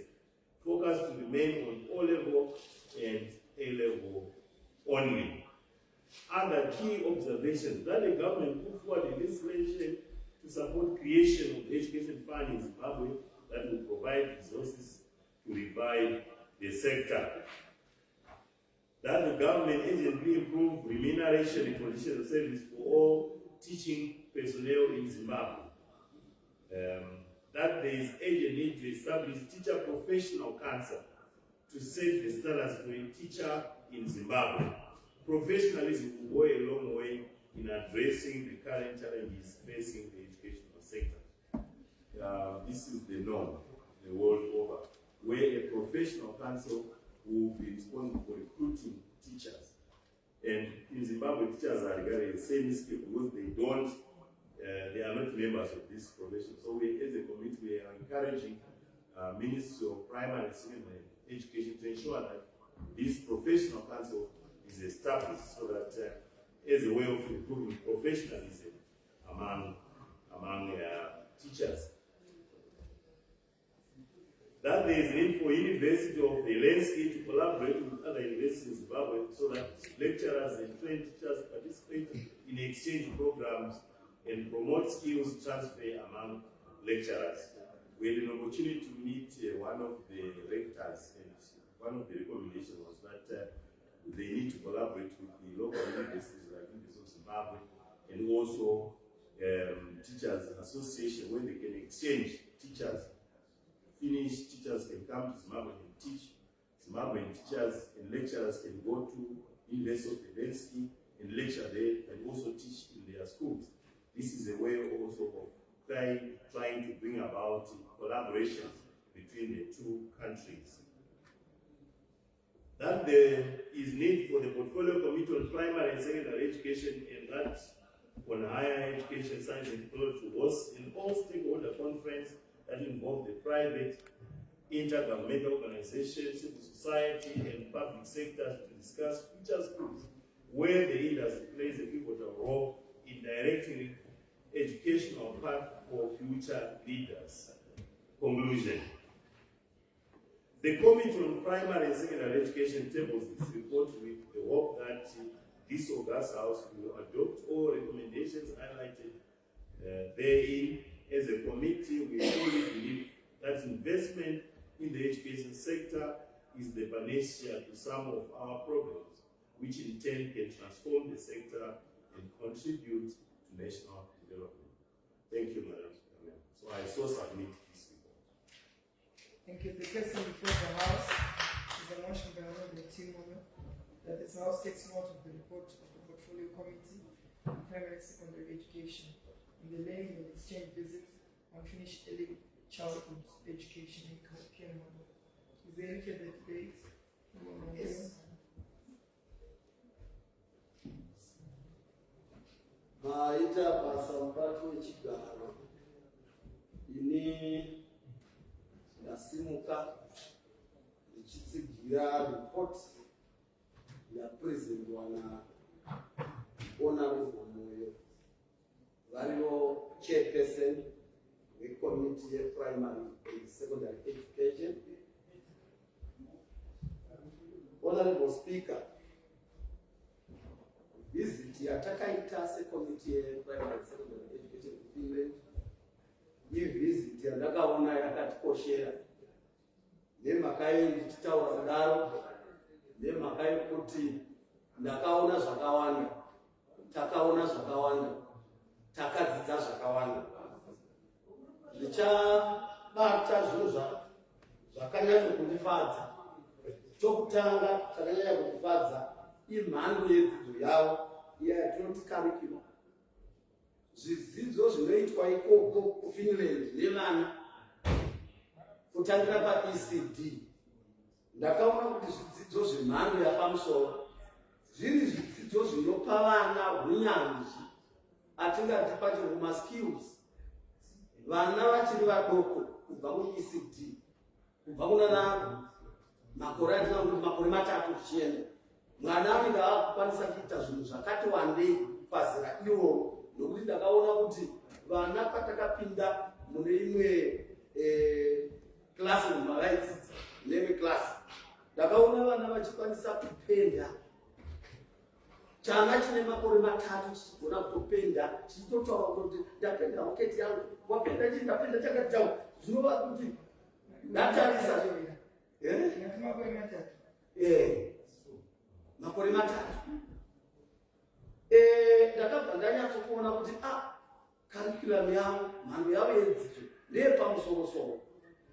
Zvakabva zvandipa kuti ini ndotarisa dzidzo yedu yomuno muZimbabwe. Ndakaona kuti pane patinomanyira, patinondonyora mabvunzo dzokuti dzokupera kwetemu kana kupera kwevhiki, kupera kwetemu, kupera kwegore. Mwana wonzi mwana uyu hagoni nokuti wakonewa chirungu, mwana hagoni nokuti wakonewa mathematics. Asi toona kuti ikoko kuFinland vari kutotaura kuti wagona unodzidzisa Finnish language unofanira kutopuwa mari yakawanda. Nemhaka iyi vanokoshesa language yavo. Asi isu kana tiri kuno padzidzo yokuno kwedu, mutauro wedu hatimukoshesi. Nemhaka iyi ndichidaro kuti hatikoshesi mutauro wedu. Panotorwa manesi kuti vaende kunotraina, panotorwa vadzidzisi kuti vaende kunotraina. Ndingangoti mabasa ese zvavo unowana pachinzi panodikanwa English, mathematics and science. Shona yedu, tonga yedu, chichewa, shangani, hazvichagwipa kutsvagwa mabasa. Zvinobva zvareva izvo kuti kana mwana chero ari kuchikoro arogona shona aonekwi sokuti munhu muchikoro. Zvinobva zvaita kuti vana vedu vazhinji vasafarira kuinda muchikoro nemhaka iyi mhando yedzidzo yedu. Saka tine vana muzvikoro medu, umwe mwana unogona bhora asi agona ake English. Umwe mwana unogona kuweza asi agoni mathematics. Saka dzidzo yokuFinland chanela vana maererano netalent yake kuti chipo chake mwana uchiri papi, chipo chiri pakutamba bhora, chipo chake chiri papi, chipo chake chiri pakumeza. Saka zvinobva zvaita kuti vana vade chikoro kubva patenda age pavanenge vari zvichikwira zvichienda. Saka mhando yedzidzo yokufinland yakandibata, yakandinakidza zvokuti isuwo muno muZimbabwe tikanyatsokuvandudzwa dzidzo yedu yatingatiyo curriculum kuti tinyatsokuchanela vana zvichienderana nezvipo zvavanazvo yatingati talent. Ndinoona sokuti zvingabetsera vana vedu kuti vana vade chikoro nezvidzidzo zvavo panguva yavanenge vari kuchikoro. Imwe nyaya yakanyanya kundibata ipapo inyaya yevadzidzisi, sezvataura chairperson wangu vataura ivo kuti vadzidzisi vanoremekedzwa kufinland. Vanoremekedzwa nenzira ipi? Vadzidzisi vanokonzautiwa paformulation yecurriculum. Vadzidzisi vanoremekedzwa nenzira ipi? Mubairo wavanopuwa yatingati remuneration. Vadzidzisi vanoremekedzwa nenzira ipi? Vachingopedza vadzidzo hana basa anopuwa motikari. Mudzidzisi anoremekedzwa nenzira ipi? Vanopuwa dzimba vari kufinland. Saka ndotarisa inini kuno kwedu ndokombe tichiona ndakaona kuti hongu kunotava kuzama kutarisa welfare yavadzidzisi vedu. Vadzidzisi kuti ngavapinzirwe vana chikoro vobhadharirwa vana vavo kuchikoro. Asi ndatarisa ipapo ndotoona kuti ndakasvika pane chimwe chikoro.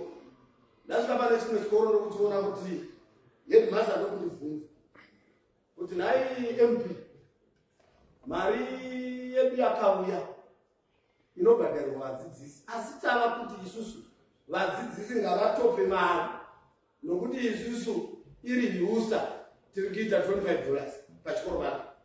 Asi mari yakauyiswa nehurumende i$3,500 pamwana. 3,500 ikena hamene kuti tingati inenge iri mari equivalence yayo kuyusa. Saka iri 3,500 ndo mari yakauya kuchikoro izvozvi.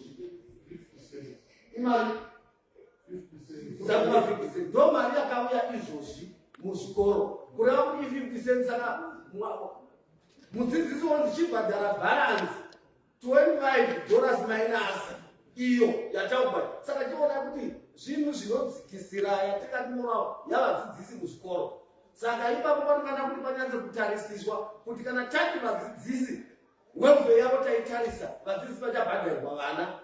Ngatinyatse kumbaizvita nomwoyo wose. Vana mari yacho kana yapegiwa kuti pachikoro vanobhadharwa ingava 20 yusa youya iri 20 yusa kana equivalence yayo panguva iyeyo yainenge yabhadharwa. Kudai izvozvo zvakaita kuti vadzidzisi vedu vaite basa vakasununguka.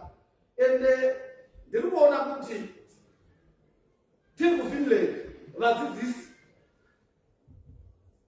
ndataura kuti vanoremekedzwa chaizvo. Asi tiri muno muZimbabwe vadzidzisi vazhinji ukasangana naye hachatomboti kurukwa kuti mudzidzisi nemhaka yokuti ibasa ravakutarisiwa pasi maererano nemagorero avanoita.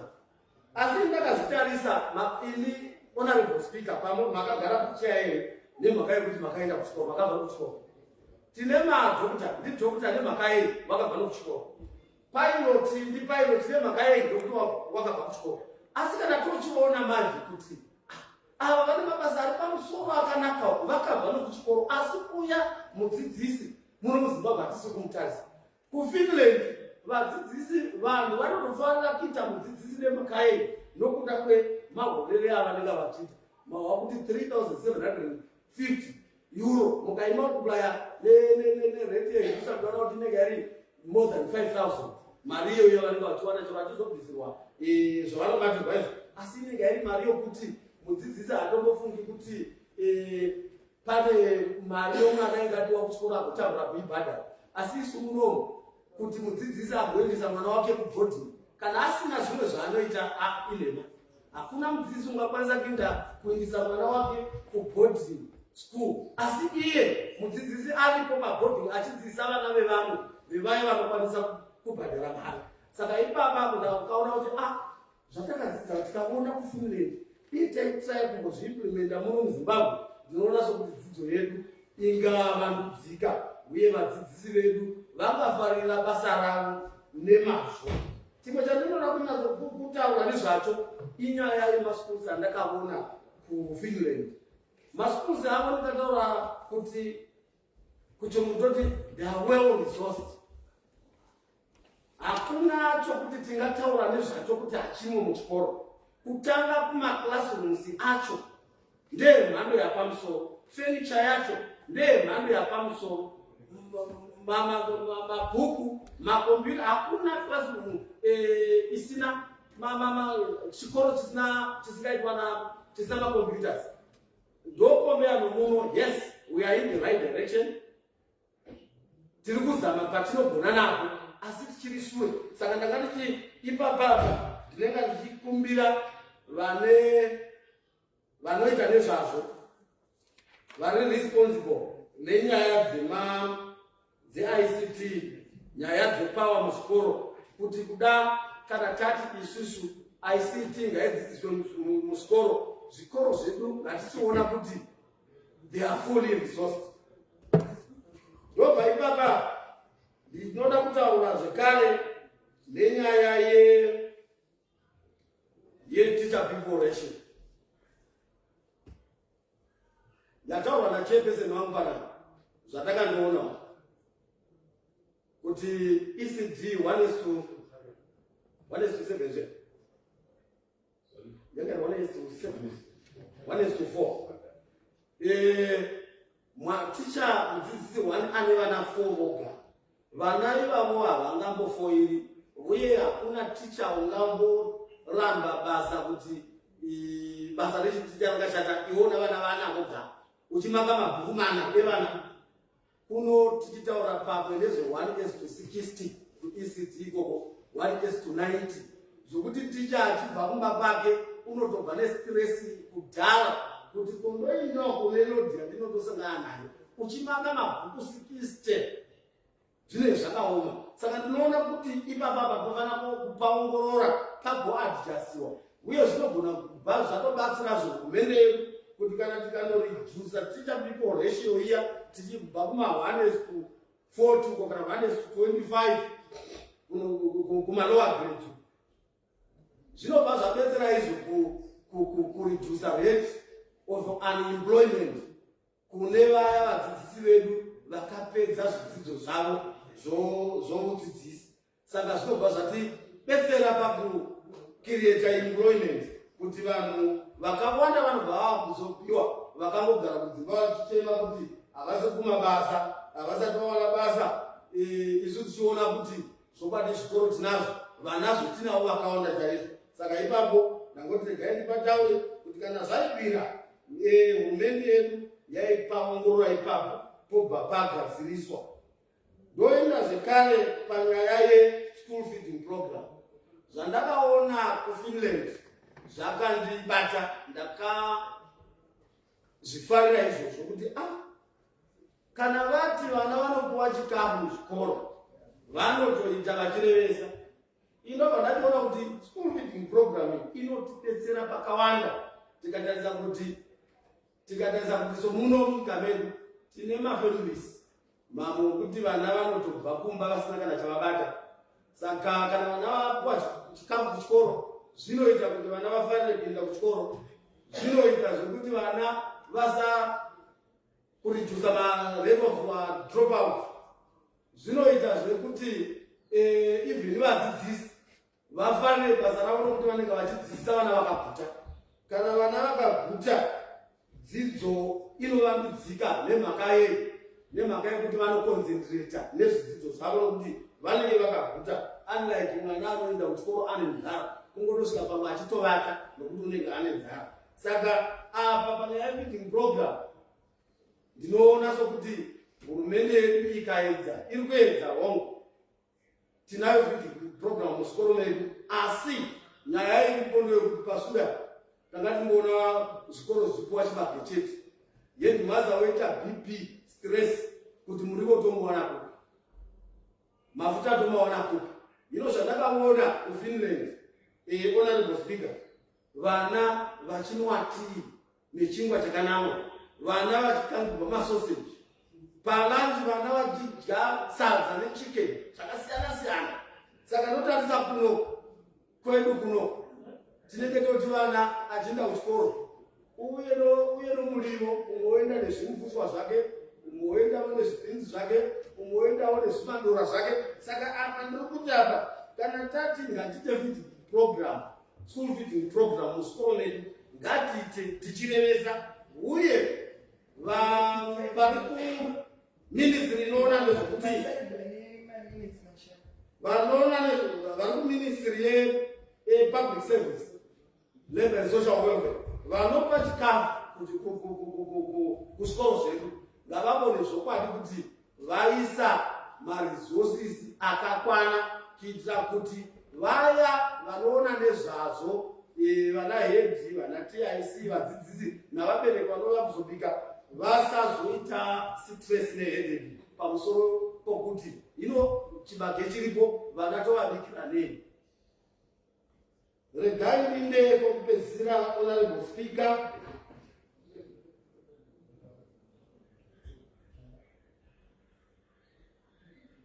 Kokupedzisira vanakati kuconclusion. Inini ndiri kuti kana tati tinoda kuti dzidzo yedu yomuno muZimbabwe ivandudzike isimukire, kunge vadzidzisi vakasununguka. Ndinoona kuti kana vadzidzisi vakasununguka hatimbozotauri zvana 0% zviya zvinowanikwa mumaschools edu kuti kune maschools 30 chakuti kana kuti 40 chakuti akawana ma 0%. Saka kana vadzidzisi vakasununguka tahwa panapa kuti vokuFinland havainspektiwi, vanozviitira basa ravo vakasununguka. Saka nyaya inongovapo inyaya yokuti ngatione kuti vadzidzisi vedu vapuwa zvinovakwanira kuitira kuti vagonyatsokufarira basa ravo, kwete kuti munhu mudzidzisi ari muchikoro une headache yokuti kumba kwake kana mari yomurivo atorina, mwana wake asi kuinda kuchikoro nokuti kubhodhingi vanenge vachiti kuti upinde pano mari mberi ndokuti ugodya chikafu haugoni, ungauya kuchikoro ugodya chikafu chatemwana iwe usina kubhadhara. Uyezve tiri ipapo tine nyaya yebhimu, nyaya yemari yebhimu yadzosera zvikoro kumashure. Hongu tiri kubatsirwa nehurumende, zvikoro zvinobatsira hurumende ichibatsira vana vanotambura, asi vaya vanodhispesa mari iya ngavachizviita nenguva kuitira kuti zvikoro zviwane mari yazvo, mari ichine simba, vagokwanisa kuvaka zvikoro, vagokwanisa kutenga maresources anodiwa pazvikoro. Ndokuti basa romudzidzisi rigonakidza, mudzidzisi vagotiwo ndiri pabasa sezvakaita maloya, sezvakaita vanodhiraivha ndege, sezvakaita manesi. Kuchikoro uku kune nyaya tazama kudetserana tose, taisa musoro pamwe chete kuitira kuti tivandudze welfare yavadzidzisi vedu. Ndatenda. Thank you very much.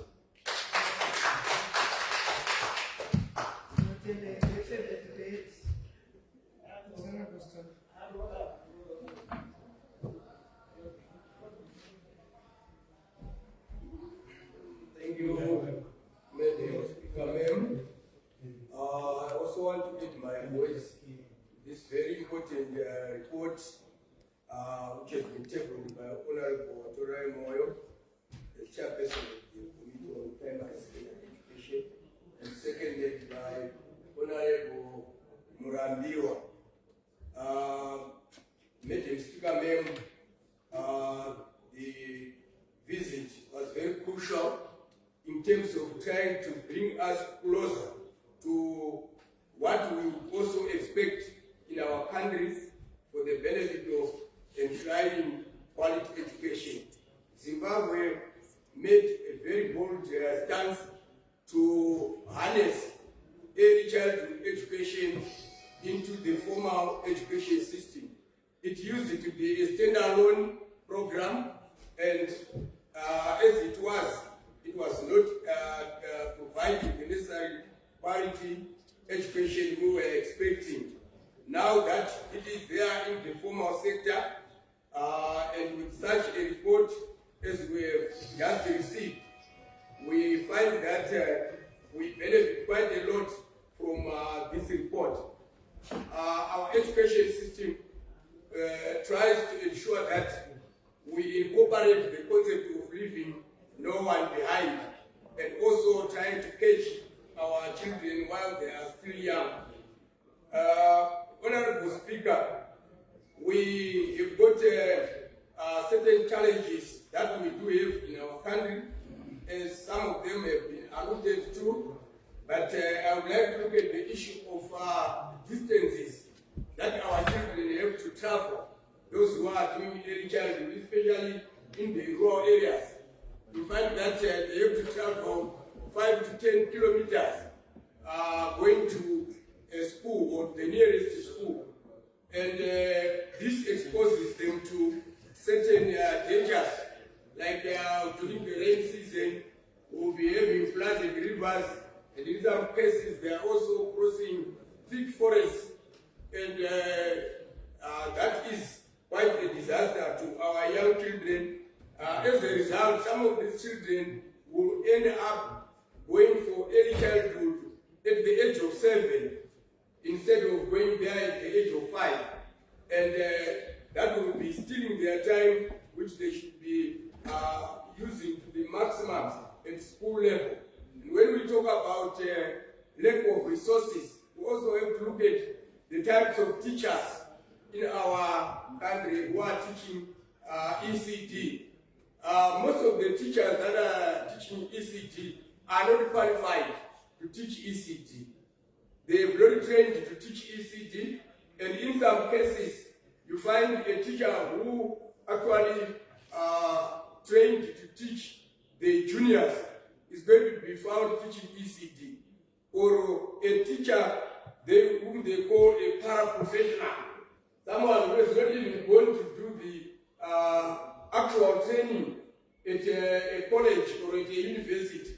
That person is made to teach ECD classes. And in that case, we cannot expect the quality that we expect from that lower grade, because it needs people who are highly qualified. We have just been informed from the report that in Finland, you have to have a degree in order for you to teach early childhood development. In Zimbabwe, we can just emulate anyone who has got a single diploma to teach, because we don't have the relevant staff. And I call upon our government to continue teaching and churning out more teachers who can teach these lower grades. We also have the issue of poor accommodation for our teachers. In most cases, our teachers get to these schools, but where they stay, you can hardly have a visitor coming to your school to interact with you, because there will be no accommodation. It is quite difficult, especially in the resettlement areas. Some of the teachers actually teach from other neighbors' homes. That's where they get the accommodation from. And we are also a country that is trying to make sure that we provide good quality education, as enshrined in our new Education Amendment Act of 2020. This visit can actually see or enable us to see where we are with our endeavors to provide quality education. And you also find that from ECD, it is the starting point for Education 5.0. So we have actually seen from the report that in Finland, if you get there, you will find people actually training their children and training them towards practical lessons or practical skills, which will improve their competence. And when they go up the ladder, they will be going through the required system. Madam Speaker, the issue of feeding has been touched on, and feeding in schools is quite important in terms of luring some of the children that may not go to school because of hunger. And it is very important that our schools develop some projects or agricultural projects which can actually enhance food for the schools. They can grow crops, they can keep poultry or other forms of animal so that our children will benefit locally rather than waiting for government to ensure that there is feeding for those children. It might not suffice and it might not be nutritious enough. So I submit, Honorable. Thank you. For the debate.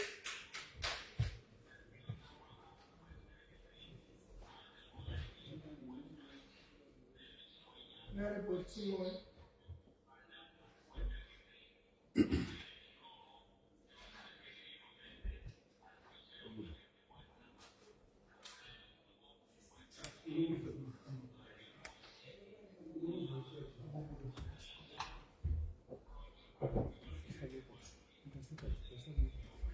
Honorable Speaker, I move that there will be a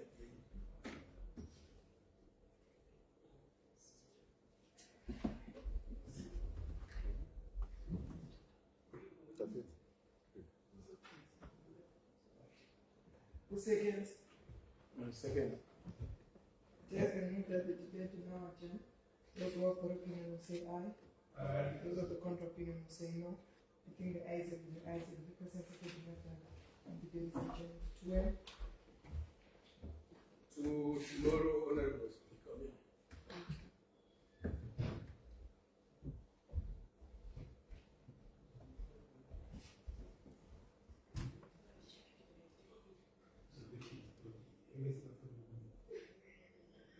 Honorable Speaker, I move that the debate be now adjourned. Yes, we move to it. I move that the House do not adjourn. Seconds. I second Honorable Speaker. Yes, we move that the house is now adjourned. Those who are for the opinion say aye. Aye. Those of the contra opinion will say no. I think the ayes of the person supporting the matter and the house is adjourned. To where? Tomorrow, Madam Speaker. Thank you. The house is adjourned to tomorrow.